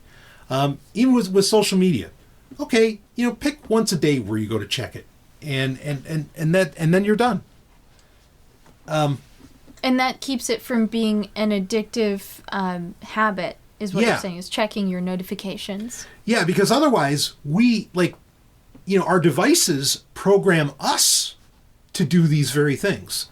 Because maybe you set up notifications to find out how this person's doing or whatever. And notifications are just the fucking worst. Those, you got to do what you got to do to put a stop to those. Yeah, it really elicits a Pavlovian response. Exactly. Every time you hear that vibration or that little ting sound. Yeah. Yeah, it just, you instantly respond with attention. Your attention goes straight to it. Exactly. Yeah, I mean, oh man, there's so much I want to say about this, but we'll save that. Reading on, other long-term examples that could help kill this habit include losing ourselves in something else. Maybe a hobby, a piece of media, or even another person. Quote, lately I found that crocheting and going on TikTok instead helps me, end quote, Lily said. It can also help to open up to someone we trust so we can process what we feel rather than forcing ourselves to seek out information that confirms our destructive beliefs. Well, that's great. I'm really glad that, these people are finding others to talk about this impulse with. Yeah, maybe, hopefully in real life. Yeah. Like actually sit down with them, have a coffee, I don't know. Just to, bounce some ideas off of them and to say, this is what I'm doing. Even just expressing it, I think, would be alleviating. But also just to put it out there into reality so that you can reflect on it. Right. Is this really what I want my life to be? Right. And getting that outside perspective. Maybe not so outside at times, but, getting that person who at least is outside of your head, their perspective can be super helpful. So reading on, in extreme cases like those that require a total digital detox, we could find ourselves making excuses instead of taking steps to curb our behavior. In this case, Sturmer invites us to examine why this may be the case. Quote, perhaps you don't want to put boundaries in place because you say you really need social media for other purposes. Ask yourself if this is really true and try to seek out ways to get only the information that you need elsewhere, end quote. Yeah, so maybe uninstalling certain apps from your phone? Yeah, this is a little trick that can be helpful as well, is get rid of the actual app version of it and instead load up the mobile version, the mobile website version of it, on your browser. Because, at least then that's creating some degree of friction. Yeah, that additional step might make you slow down and think about what you're doing a little bit more than just tapping it open. Right. It's like putting duct tape on the refrigerator, when you're dieting. It's the same idea. It might not always work, but at least it's something. If anything, it's a reminder, there's a reason I uninstalled the app. Yep. At least have that. There's a good reason I shouldn't be doing what I'm doing. Yeah. Mm-hmm. So, anyway, accept that it's a normal part of life. Here's the next subheader. Contrary to popular belief, keeping tabs on social media of people you don't like isn't always this shameful activity that signals the beginning of a depressive episode or unhealthy obsession. When taken at face value, it's just another means to acquire new knowledge. And if we find exactly what we're looking for, it could significantly improve our outlook. Quote, I found out that my former coworker didn't get into the company she wanted and was forced into retirement. Rika said, it's amusing to see her trying to convince everyone that she's happy with how her life looks now, end quote. So it sounds like she got what she wanted. Yeah, it seems like she did get her sense of karmic justice. I want to put a pin on that because I want to talk about that one more. But there's only like 3 more paragraphs here, so let's wrap it up. In other occasions, it can even serve as a means to strengthen or start relationships. Quote, there's a possibility that shared hate might actually bring us together more than shared love. Stanley, breaking in for a second. Now, that's fucking huge. And we'll get into it. Okay, but let me keep reading. If we both hate the same person, perhaps we have underlying similarities that could make us good or make us great cooperators, said Kearns. This coalitional hate stalking can feel good because we're both discovering information and bonding together, which could have great payoffs for our well-being, end quote. While this might seem like a reach to some, let's face it, no matter how much we claim to have moved on, the right mixture of boredom and curiosity could compel us to check up on a certain person. The schadenfreude that can come with that doesn't mean we're irredeemable or evil human beings. Our feelings toward the events in our lives and the people we meet are valid and varied. As long as our social media check-ins aren't an obsessive and organized effort to ruin someone else's life or to hurt ourselves, we don't need to beat ourselves up when we go down the same old spiral. Quote, not liking someone and wishing them ill, should we be doing that? That's a question that depends on our morality, Kearns said. But does almost everyone do that? I think the answer is yes. End quote. Okay, so I want to break down a whole lot in this last part. Go for it. All right. One thing that I want to bring up, a major problem with social media, and it was abundantly clear in some of the examples in this story, is that when we go on social media, whether we realize it or not, we are treating our existence like a video game. In a very real sense, there are buttons you push. Again, these things were designed by people who make games, maybe not video games, but they do those as well, for casinos. Okay? Social media is literally a video game. To the point that there are graphics on the screen that change based upon actions that you do. Like, it is a video game in every sense of the term. And what ends up happening for most people, because they don't realize that it's a video game, what happens to them is they start treating everyone else in their life like an NPC, like a non-player character. And they think they're the only person with actual agency, and that everyone else really just kind of exists for them. They're just part of the environment around them. And so you do get this sense of, I want this person to go through this, or you get all these feelings. And this is the same issue. Again, we might not get to the story, but just kind of a hook for it if we get to it next time. This is the same issue that happens with concepts of like manifestation, which is all the rage on social media right now and has been for a few years, really. But is that in manifestation, you are treating everyone, you want to manifest a boyfriend or someone else in your life or this or that. You're basically treating everybody like a fucking NPC. Like it's just a part of the program game and they're not actually a player or a champion themselves within the game, right? Yeah, I just want to interject here and say I don't know that I'd blame social media for that specifically, but yes, I do think people have that tendency sometimes. Yeah. No, and it's not just social media, but I'm just saying social media is programmed that way, and I think it can create that idea in your life, and it, you're even going for the points, right? Like, you're playing Mario or whatever game, and you're almost going for the points. What are the points? How many likes do I get on this? And then you're strategizing. Oh, how do I get more likes? Right? I mean, it becomes a game. It is a game. And so I think it does end up where people become almost sociopathic, thinking that everyone else is effectively just an NPC. Is this why you're so good at social media? Secret's out. Because I'm one of the greatest gamers of all time. Yes. So exactly. And so, well, you were boasting at the beginning of this how good you are at social media. Yeah. Well, anyway.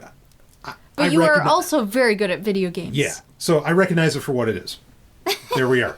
All right. So that's just a side comment. Well done. Thank you. All right. Now, but now let's get into other parts of this. Okay. That yeah, so let's see. I found out that my former coworker didn't get into the company she wanted and was forced into retirement. It's amusing to see her trying to convince everyone that she's happy with how her life looks now. Okay, now this is one of the, here's the thing, they call it hate stalking. This is where that turns into a bit of a misnomer.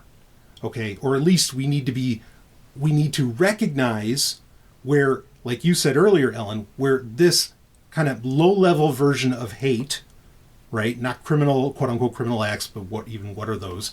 But not, like acts of hate. This is where we need to recognize that it's a good thing, okay? Like, it's almost the healthy concept, the healthy version of competition, right? Not where you're squashing your enemies, but just where you're taking kind of joy in the winning of things. Okay? In their failure. You're taking joy in their failure. Right. And it's not even necessarily that you won. It's just that, they lost, right? Even though maybe you didn't win, but they lost. Like, and that's getting into a lot of convoluted terms. Yeah, but then it's just confirmation bias. It's like, I'm the good person and they're the bad person and they deserve this. And when they finally get it, you're like, okay, yes, I actually am the good person. See, yeah. I was right this whole time. Right. Yeah, but I mean, my point in good person, good, bad, what does that mean? Of course. It depends on the context. Exactly. But my point is that you do get kind of confirmation that you're on a beneficial path, yourself, and that you're walking the path, perhaps, that you've been setting up for yourself. Maybe, but the thing is that, like, if you're dating someone, for example, or you've made friends with someone, generally these are things that only last a few years. And then if you have a falling out, that could be anywhere between, like, a few weeks and maybe, like, 10 years of your life, So having that falling out and then looking at their life, their life is going to go on. Even through the lens of social media, they're going to continue living just as long as you do. Yes. Most of the time, anyway. I shouldn't say that 100% of the time. Sure. But the thing is, like, the story continues. It's not like one and done. This person lost their job and they had to retire, so now their life sucks. The end. Like, it's a continually evolving story. Yeah, absolutely. Because... as I like to say many times, not every opportunity is for you. And that's okay. Sometimes an opportunity is for someone else. It's just that one wasn't for you, and there's plenty more. There always is, if you're going for it. But that kind of gets to the main point I want to bring up, is that hate, not hate of, I hate people because their skin's different. Or I hate people, like these stupid superficial things that have nothing to do and don't affect you personally whatsoever, right? Like that's bullshit. That's the kind of hate that leads you nowhere, and ultimately it doesn't lead you anywhere. But I would argue there is a hate and an anger that is incredibly powerful and that makes you a better person. Okay? As in, in this case, it's amusing to see her trying to convince everyone that she's happy with how her life looks now. So Rika knows this person and can see, she's bullshitting. Oh, like that? No, she's smiling. She's lying through her teeth. Yeah, she's not smiling. I know the real deal. And there is a joy. Now, part of that is there's a joy in secrets. There's a joy in, everybody's duped, but I know the reality. I know that she's not really like that. And there is, we love, as humans, we love secrets. Like, we hate them and we love them. We hate them when we're not in on them. We love them when we are. It's a very paradoxical relationship. Yeah, I agree. Okay. But I also interpreted that feeling that you're just describing, I've always interpreted that more as taking joy in knowing something that will keep you safe, and if that person ever does try to pull the same thing on you in the future, you can shut them down so fast. Right, yeah. And there's a certain, like, righteous indignation, like I said earlier, that you can feel when that happens. Yes. And that's the joy that I think you're describing. Yeah. So this is ultimately what I'm getting at, is that hate stalking can lead you to becoming a better person. Because again, you've taken in, like they said, you've taken in new knowledge. And so you know how to avoid that trap in the future. Or you know how to handle this kind of person in the future or whatever. And yeah, I think if you're using it as a tool of reflection or of growth, then it's okay. But but you're doing it, you hate the person. You can't stand the person. Okay? And so, might as well call that hate. That's fine. And it's something where, okay, I don't want to end up like them. And I'm glad I'm not like them. And so it's a jumping off point. It's almost a cue. What's the word I'm looking for? A prompt. It's almost a prompt for you to become a better person, or to even feel gratitude for what you have, which is also a powerful thing and works towards betterment. Gratitude's a wonderful thing. Yeah, I suppose you could use it as a way to look at somebody's life and say, that's not what I want. Yeah. I have a lot better than that, and I'm really grateful for that. Right. But you have to use it to make yourself better. Otherwise, it's addiction. Like that's to me, that's kind of the difference. Yeah, or unnecessary pain. Right. Because pain does not 100% all the time equate to you being a better person because you experienced pain. Yeah, no, right. Sometimes pain is purposeless. True, yeah. I mean, there's pain that you can grow from, but there is pain that's purposeless. Right. It has no purpose. So... And then to get to the other part here where it says there's a possibility that that shared hate might actually bring us together more than shared love. If we both hate the same person, perhaps we have underlying similarities that can make us great cooperators. Yeah, note that they said that it's a good way to start relationships. Yes, right. It's not a way to continue relationships. Yeah, no. But you can certainly meet people who are like-minded and start a relationship that way. Yeah, exactly. And this is where you can, I think, kind of on a broader swath say that hate will ultimately get you nowhere. If you just keep hating. But it is a great way to start. It can be a really, really great way to start. How did you and I ultimately end up together? How did you and I ultimately end up meeting each other? How did you and I ultimately end up in New Hampshire? Yeah, well, we fucking hate the government. Exactly. We fucking hate authority. We hate it with a tremendous passion. And so do all of the other people that we moved here to hang out with. Yeah, but now we're not in love with all of them. No. Nope. And the reason is, again, it's a good starting point, but that's all that it is. But it's a jumping off point. It only takes you so far. Right. That's the phrase I was trying to think of earlier. It's a jumping off point. But that's the thing, is that it is healthy.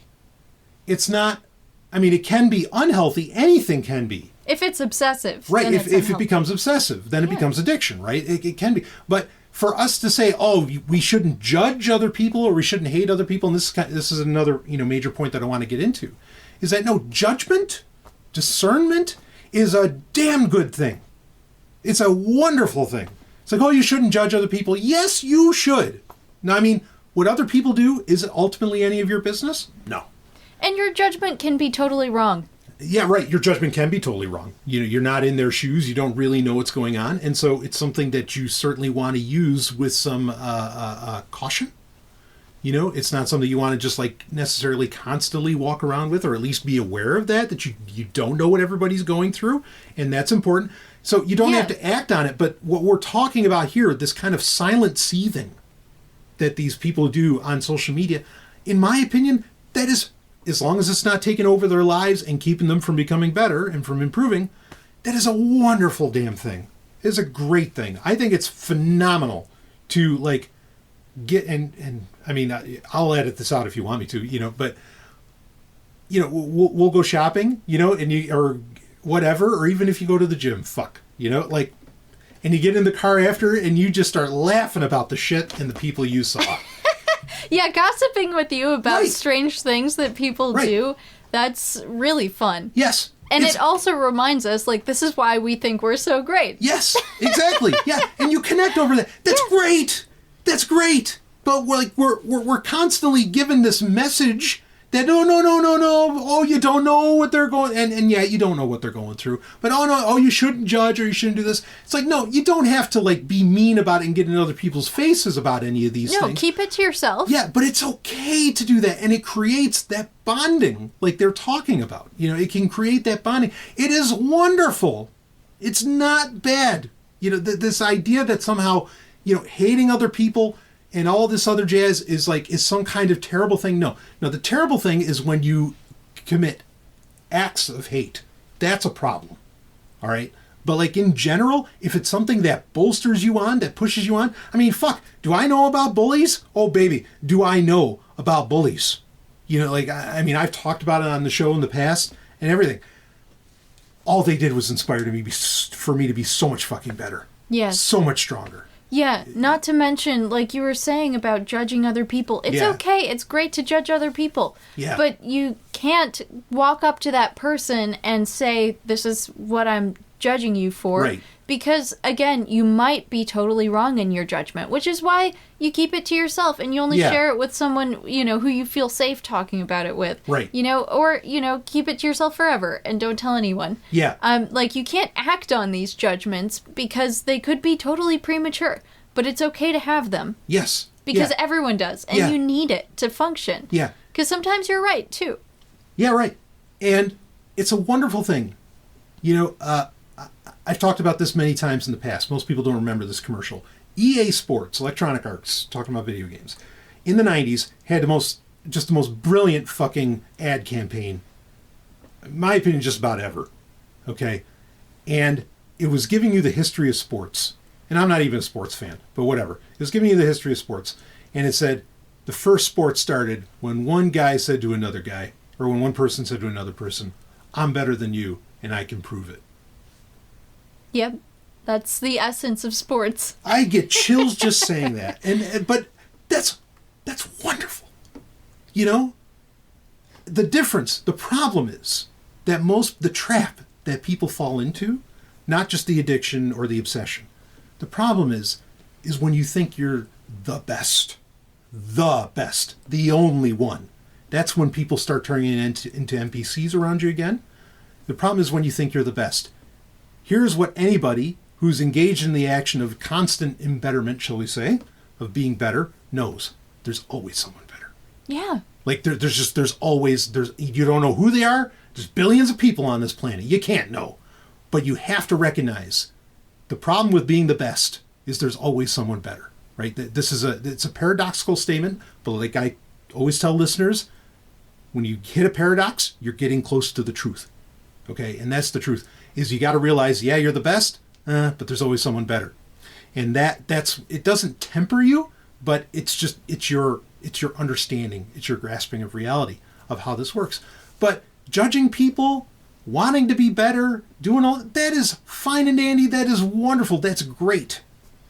And I think also when you get into that, do you have comments on that? Yeah, I wanted to say conversely, like when you decide to hate something about someone, I think that kind of speaks to what it is that we love about life. Yes.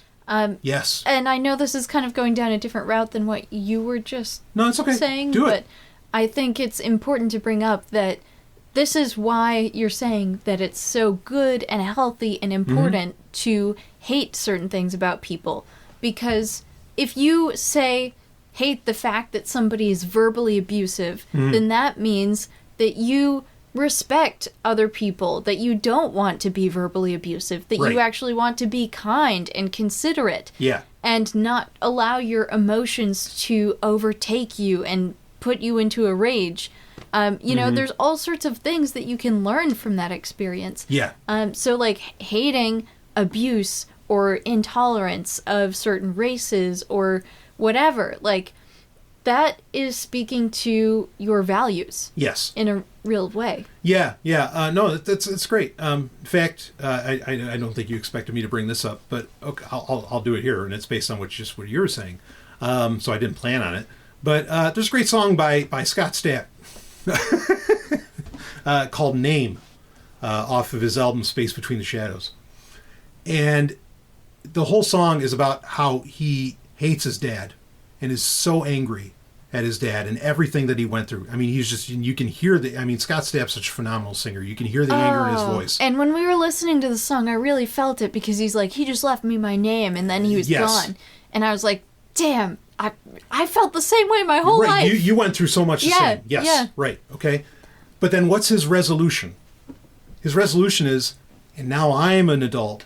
I'm a father. This is the lyrics of the song. I'm an adult. I'm a father. I have a son, and he's never going to know that pain. Yeah. And that's the thing. He hates his dad. He's angry at his dad. It fills him with anger when he thinks about what he had to go through. That anger is what's keeping him from ever doing that to his son. Yeah. Hopefully. His great compassion. Yeah, right, exactly. And so this is the paradox. And again, the biggest, maybe the real big problem here is that people can't hold paradoxes and can't respect paradox. But perhaps there's only a compassion that exists on the other side of anger. And the message that I really want to get out with this isn't even about social media. Okay, I mean, there's more I could say on it, and maybe I will. But this idea that anger is bad, that hate is bad, that these things are bad, no. Things that don't have to harm others and make you and inspire you and make you and drive you to be better are absolutely healthy things. How could they not be? You're fucking healthier than you were yesterday because of it. Yeah, and the only bad thing in this situation, if you are really angry about something, is not allowing yourself to feel that emotion. Mm-hmm. Because then you're actually denying yourself a chance to grow, and it's a sort of life-giving activity in a way. Right. So, that's the only bad thing, is if you block yourself from feeling these things. Yeah. Like, actually feeling it is a good experience. Yeah, and this is where again, the Buddhists get it wrong. We brought them up earlier. This is another area where they get it dead fucking wrong. And because what they go for is this tranquility to accept that, what's happening around me doesn't matter. I'm just trying to get to that next level, just trying to get to nirvana. What's happening around me just doesn't matter. And you want to talk about sociopaths? You want to talk about, like psychotic? To suggest to not care about what's happening around you, that's just messed up on so many levels. Because no, it does matter, and it does affect you, and these are real people, going through their own shit, and whatever that happens to be. And perhaps, you can choose to help them in that or not, or, it helps you in some strange way or whatever. But like this idea that somehow you should be able to find like incredible peace amongst so much, suffering and everything else, or to find peace in every lot of your life. I think that's crazy to even though conversely they would say it's them trying to get better, trying to get to that like point of nirvana. I don't buy it. I don't buy it. There's something terribly, if there is a wrong, there's something terribly wrong in that. I think it's okay to find peace with how things are, even if they're not what you want them to be. Mm-hmm, mm-hmm. Because I think acceptance is a step on the path of growth. It's not something. So if, like with all things, if you get stuck in it, it can be a bad thing. Like if you get stuck in hate, you're not going to grow. Yeah. But if you can reach the point where you can say, all right, I feel really badly about what happened between me and this person. Right. And I have these behaviors. This is how I'm reacting to the situation. And you can accept it and just say, like, these are my actions, X, Y, Z. Yes. So that kind of leads you to the next step, which is, how do I get beyond this? Yeah. So, I think that anger and hate are reactions, right? And you always want to act more than you react, right? You want to create more than you consume. You want, these are just good kind of life concepts to run by, I think. Yeah, like if you're smart, you'll put yourself in a situation where you're less likely to encounter something you hate. Yeah, yeah. But I mean, you're never, and you don't even want to be, because without reaction, there's no empathy either. You know, like reactions aren't all negative. You want to act more than you react, because if you're not acting, then you're not an individual. You don't have agency. But, you know, just understand that, okay, yeah, there's, you don't, because there's also a lot of people out there, especially, and this would lead right into the manifestation thing, but we won't go there. Not this time. Well, that'll be next episode. Because you have a lot of people who are like, oh no, you're creating your reality. You're doing this. No, you're a co-creator. But you're creating your reality. You're doing this and that.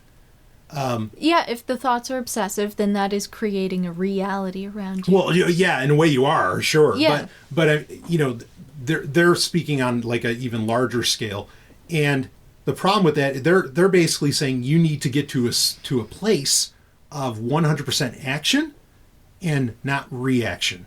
That's not realistic. No, it's not realistic, and it's not even healthy. Again, reacting to things, that's okay. You want to act more than you react, but that doesn't mean reacting is bad. No, right? Because we live in a chaotic world. Yes. Where you can't predict everything that's going to happen to you. Right. Chaos is the nature of the universe. And so, you know, but again, empathy and hate, you know, we talk about two sides of the coin. I mean, they are two sides of a coin, and they're both part of reaction, you know, and then so I guess a part of me kind of wants to, I mean, the most important thing to bring up is that a lot of these emotions that we talk about are like nonsensical terms that don't have good definitions, or they have a million definitions and we never know which ones we're talking about anyway. Okay. But I really, like, when I read this story, all I could think was, wow, you know, they're seeing, it was powerful to read, you know, that no, actually hate can be a very good thing. That was wonderful to read that. And by proxy, that anger is a very good thing. Like, yes, yes, yes, yes. It's beautiful to finally read people like saying that. And I'm sure the story went under the radar, unfortunately. It's really interesting to hear you saying that, because when I first read this article, red flags were coming up for me left and right. Like, this is a bad, dangerous behavior and everybody should beware. Although, yes, it's okay to feel hate sometimes. Mm-hmm. And, yeah, like, you know, it's fine to do this internet stalking to a certain extent, but it's not always healthy. And, like, that's just the main point that I want to get across. I totally agree with you, of course. Sure. But just having been a person who's experienced this behavior, I know from experience, like, yeah, it's harmful and not always in a good way. And you have to, you know, reflect on that experience in order to learn, like, okay, well, I don't want to be like this or this, so I'm going to grow in this direction. Yeah. Yeah. But I hear what you're saying, that, like, you were really excited to find out that somebody's saying that it's okay to hate or dislike certain things about other people. Yeah, I mean, this is amazing. You know, again, to read that line, there's a possibility that shared hate might actually bring us together more than shared love. Like, no fucking shit. You know? But again, like you said, the key thing in that is that it's a starting off point. It's not the end game. The end, you know, and when people treat it as the end game, well, that's... No, it's really people's love that sustains their relationship. Yes, love is what sustains. Absolutely. I like that. And that's also something I want to get across, because I've talked to, you know, coworkers or whoever about this, and I've heard people say that, you know, love, or that hate is a really great binding force. Mm-hmm. I'm like, yeah, it can be in the beginning, but it's not going to hold you together forever. Right. Like, it's just the starting off point. Yeah. Yeah. Yeah. Yeah. And it takes a lot of energy, and it doesn't make people happy. No, that's why you can't keep it up. It's because it does take so much, like, anger takes so much energy. Again, I'm not saying it's an unhealthy thing. I think it's a great thing, you know, but you can't keep it up. No. Anything that induces stress just makes life that much more challenging. And hate is one of those things. It can really put you in a stressed state. Yeah. So you have to achieve some amount of peace or happiness or contentment or whatever in order to just survive. Yes. Yeah. Eventually you have to take action, which should end, should only end in you being a better person on the other side, which is what leads to that contentment. Yeah. So again, the main point I wanted to bring out is that, look, judging people, hating people, being angry about shit, all that, good things. Like, it's okay. Now, I mean, some of the actions you want to take upon that stuff, or if it keeps you from living your life, then it's a problem. But in and of themselves, just fine. Yeah, just don't be an asshole. Yeah. I mean, you don't have to be a dick, I mean,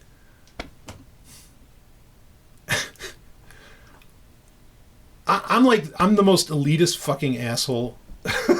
And nobody knows it. And nobody knows. Nobody has any fucking idea. But you know what? Because here's the thing. So I want, like, say for me in my life, I want people to be XYZ, right? Whatever the hell that is. But if you're not, I don't care. Like, okay. Because ultimately it's about you wanting to be that. Yeah, right. And I'm wanting to be challenged. Mm-hmm. Like I'm wanting, You're wanting to be inspired. I want, yes. Because, and you know this, and you say it so much better than me because you've heard me just a million times a day, about all this stuff. I want people around me that challenge me and inspire me, to be that better person and to grow. Like I want people around me to help me be, I want them to even be better, so that it's that crucible that I get hammered on against. And that's really what I want. But if you're not that, okay, that's all right. Go, live your life. Go on. I'm not going to do anything to you. I don't give a shit. No, we support you in whatever decision you want to make for yourself. Right. I've been saying this since episode 1 of this show. If you want to sit on a couch and eat Doritos and watch whatever, and and just do that most of your life, rock and roll, man. I don't care. Like it's no skin off my back. I don't give a shit. All right. So let's wrap the show up. We're at about the 2-hour mark. I want to ask a quick question. It probably doesn't have a quick answer, but I want to ask it to you. Okay, so you're on Instagram again. Yeah, right? I am. Everybody can just go to nwo.red. You can find our Instagrams. You can find us wherever the hell we are. Online. Yeah, Ellen Sovryn and Lord Sovryn. Yeah, exactly. There's our handles. So, I think. Or is yours Mrs. Sovryn? I'm Ellen Sovryn. Ellen Sovryn. Okay. So, I keep hearing about how people get, like, body dysmorphia and a lot of these other things when they go on Instagram. Like, they see people living these amazing lives and there's, like, jealousy or something, or they have this amazing body or whatever, and, everybody's like, oh, well, that's Photoshopped, or, oh, they're doing this or that with a picture, whatever that happens to be. I don't know, like, and maybe it speaks to the point you just made about me wanting to be inspired and challenged. Like, when I go, I mean, you really can choose who you follow on these things. Yeah, but you don't choose the advertisements. No, you don't that choose are shown the ads. to you. And the ads are like every other fucking picture. Yeah, that's bad. Even though with Instagram you can do like the following tab and then they kind of go away, but whatever. That is a problem.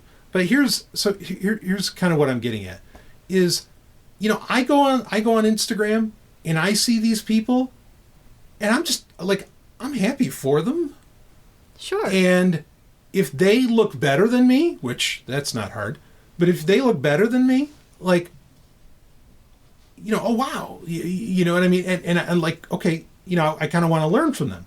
Now, I also have the knowledge of, say, like with bodybuilders or whatever, okay, they're doing PEDs, they're doing steroids or whatever. I'm not going to go that route. Good for you. You it took you to that level. That's great. But that's like, I just, there's a mindset problem, I think, also when people go on social media, especially very visual social media, where they're just seeing it as, oh, I'm not that shit, and it's almost defeatist. And I don't know what exactly is behind that. When you go on Instagram, I mean, how do you feel? Like when you see someone that you think is in some way, quote unquote, better, which in my opinion is impossible, but whatever. Okay. If you feel that way, I mean, like what's your reaction to that?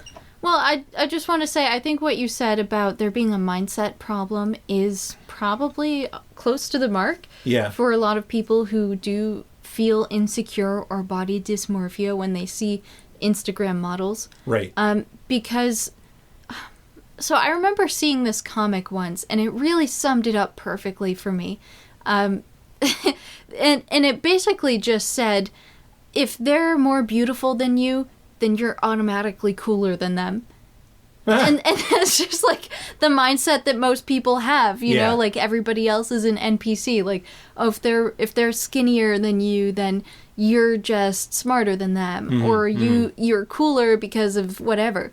And I guess I'm still kind of afflicted by that in a way. It, like, when I see Instagram models and they have these conventionally perfect bodies, I just think, well, at least I'm not that narcissistic, you know? And that makes me feel better about the fact that I'm not posting pictures of me in a swimsuit every single day. Not that I'm, like, opposed to doing that. It's just that, like, I don't need to do that because, like, you already see me naked all the time, and I get plenty of justification and, you know, encouraging words from you. So, like, I don't need that from everyone else. Right. And the other thing is, like, when I see Instagram models or advertisements or whatever, and there's, like, all of these really attractive, good-looking people, you know, there's a certain component to that where I just chalk it up to, like, genetic differences, and, like, there's no way that I'm going to have the perfect curvy hips or whatever, because I was born with hip dips. So, like, it's just not something that I can achieve. And I'm fine with that because it actually doesn't matter what my hips look like, you know? Yes. Like, if I could pay for a surgery to make myself appear that way, but that's not actually what I look like. And I just don't feel the need to change myself in order to match that standard. Now, I get it that there are some people who have, you know, bought into the idea that they do need to change their body to look that way, but, like, that's just a lie. Yeah. That people have been sold so that they can buy more products. Yeah. And, you know, there's a certain part of me that, like, yeah, I do want to meet certain expectations of beauty. But then there's another part of me that's like, why? That's fucked up. You know, be yourself. Yeah, right. But it's easy to fall into that mindset when you go online and that's all you see.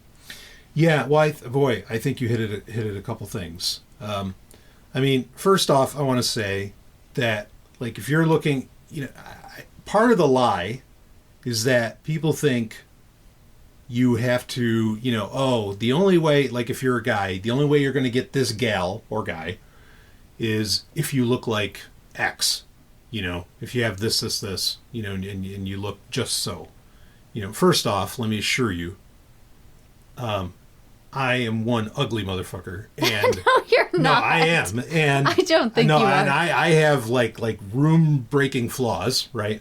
That, but at the same time, I am with just one of the absolute hottest on anybody's scale. Like, and I relish in that. You know, like I don't mind at all when somebody says, "Wow, your wife's hot." But okay, you know, hottest, smartest, successful, incredibly successful woman. You know, so you don't have to look like anything. Okay, you know, to have that in your life is the first point that I want to bring up. Yes. Yeah. Agreed. Okay. At the same time, you hit at something really powerful there. Is that, and this is just as true in bodybuilding and it's true through every aspect of life. You don't have the genetics, right? Like, that's what you said. Yeah. Okay. Or epigenetics. Yeah. I don't know which. Right. Now, I mean, there's an argument to be made within, you know, like the biology of belief, right? Some of the work around that and how, you know, there could be epigenetic changes that do this or that. Maybe. Okay. This is going to be a nice tease for the manifestation conversation we'll have in the next episode, because that needs to get taken care of.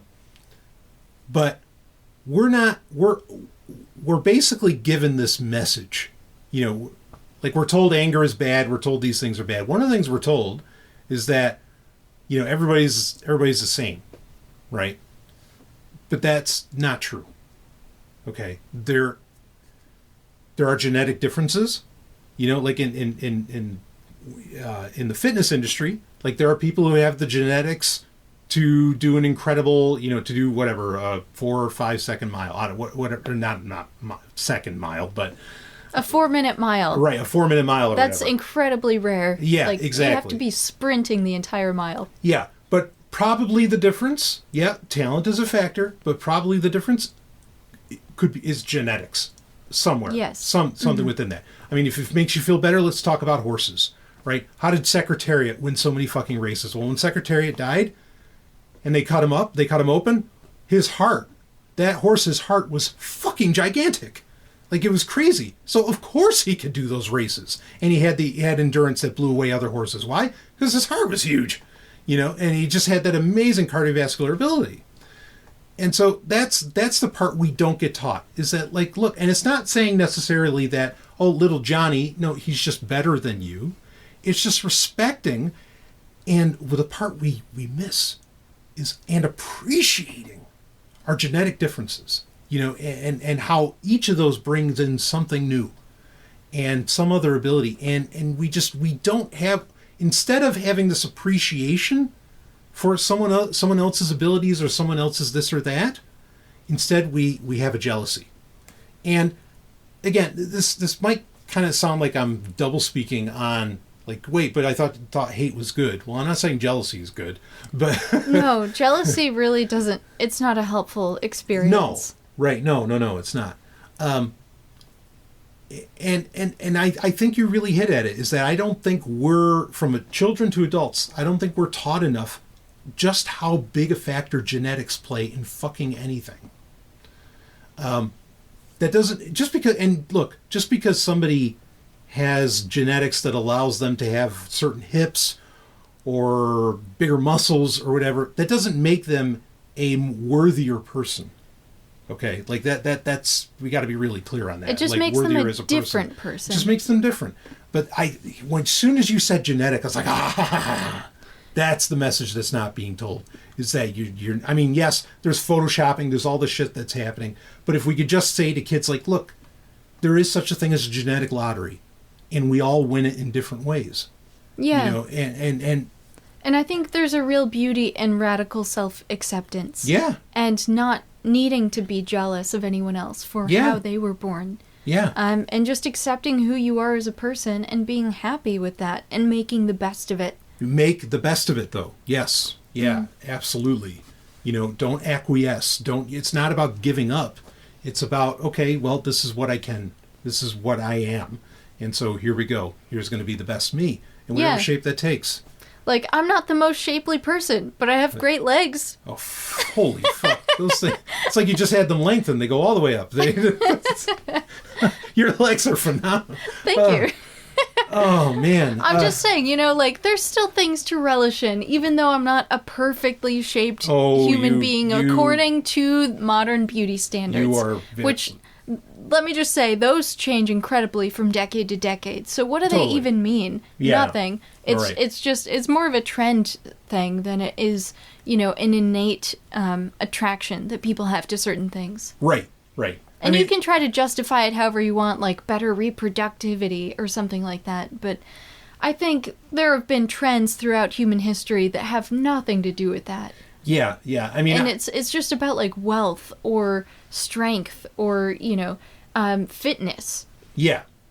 No, absolutely. The ability to survive better, maybe. But then there's things that people are into that, you know, like being smothered by an overweight person. Some people are into that. And you know what? Good for you. Yeah, okay. But what does that have to do with anything, really? Right. Or like being into feet. You know, that's another weird thing where it's like, why are people attracted to this? There's no justification for it. Yeah, I'm trying to think of any evolutionary reason for that, and it's very hard to come up with. And it just doesn't matter. No, right, it doesn't matter. It just doesn't matter. Yeah, exactly. It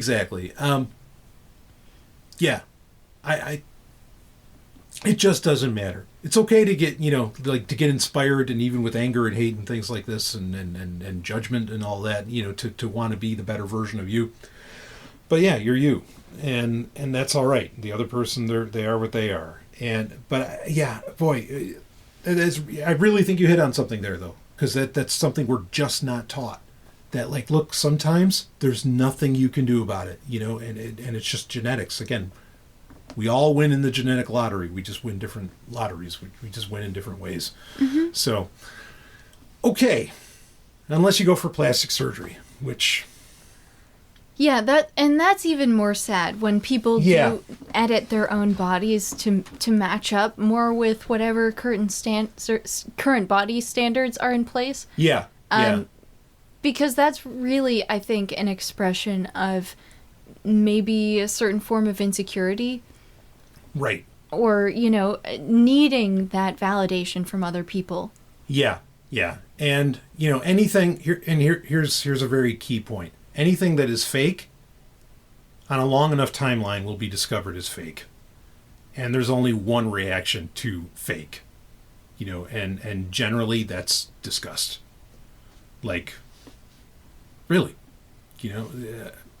I mean, whether you disappointment, or disappointment. Like well, like one where it ends in its negativity in some form, when you find out that something's fake. So, yeah, there you go. Anyway, great conversation. So get out there and be real. And hate? No. No, just be you. Yeah. Just be real. Don't be afraid to feel all the crazy, chaotic things that you feel. It's okay to be angry. It's okay to be this. It's okay to be ugly. Yeah. It's okay to be mean. Right. Well, maybe not mean. Yeah, you don't have to be mean, because wherever you go, there you are. I was thinking about the Rocky quote when I said that. Oh, yeah. What was the coach's name? Rocky's coach. Oh, Mick? Mickey? Yeah. Yeah. Yeah, isn't that what he said? He's like, get angry, get mean. Oh, yeah. Get rough, get tough, get brutal. Yeah. Oh, give me that snarl. Yeah, give me that snarl. That's what the Bible calls a psychological edge. Yeah, and that's okay, too. Go out there and snarl. Again, this idea that we can't be angry. Oh, it drives me up a fucking wall. Or that there has to be justice. Oh, boy. Yeah, anyway. Yeah, that too. We got a lot of fictions out there, folks. Justice is fake. Feel all of your emotions. Yes, they're all good. You don't have to be a Jedi. Don't be a Jedi. For the love of shit, don't be a Jedi out there. It's okay to love. It's okay to want. It's okay to be angry. It's okay to be passionate. All these things are having wonderful. Attachments. Yes, attachments are a great thing. We should talk about this some other time. Yes, it's a great thing to have attachments. What's wrong with the Jedi? Oh, man. Yeah, I could spend a lot of time on that. All right, we'll have that conversation. That would make for a great show. It would. Maybe we'll do that in the next one, but we definitely got to talk about manifestation on the next episode. But we went over 2 hours now, so we are going to wrap this one up, and we will see all of you. Woo! Oh, Ellen, thank you for being on. Thank you for having me on, love. you always shed so much light on all these things. I love shining my light. Yeah, it's the brightest. We will see all of you on the other side. Woo! Testing, 1, 2, 3. Oh, yeah. Wanna be my lover. Oh, yeah. Wanna be my lover. Oh, yeah. Wanna be my love. You're doing so good. So good. I couldn't hold it together. I'm sorry. And I've heard you in the car. And I'm amazed you didn't break the glass at times when you sang that. I'm sorry, I started laughing before I even got it. All right.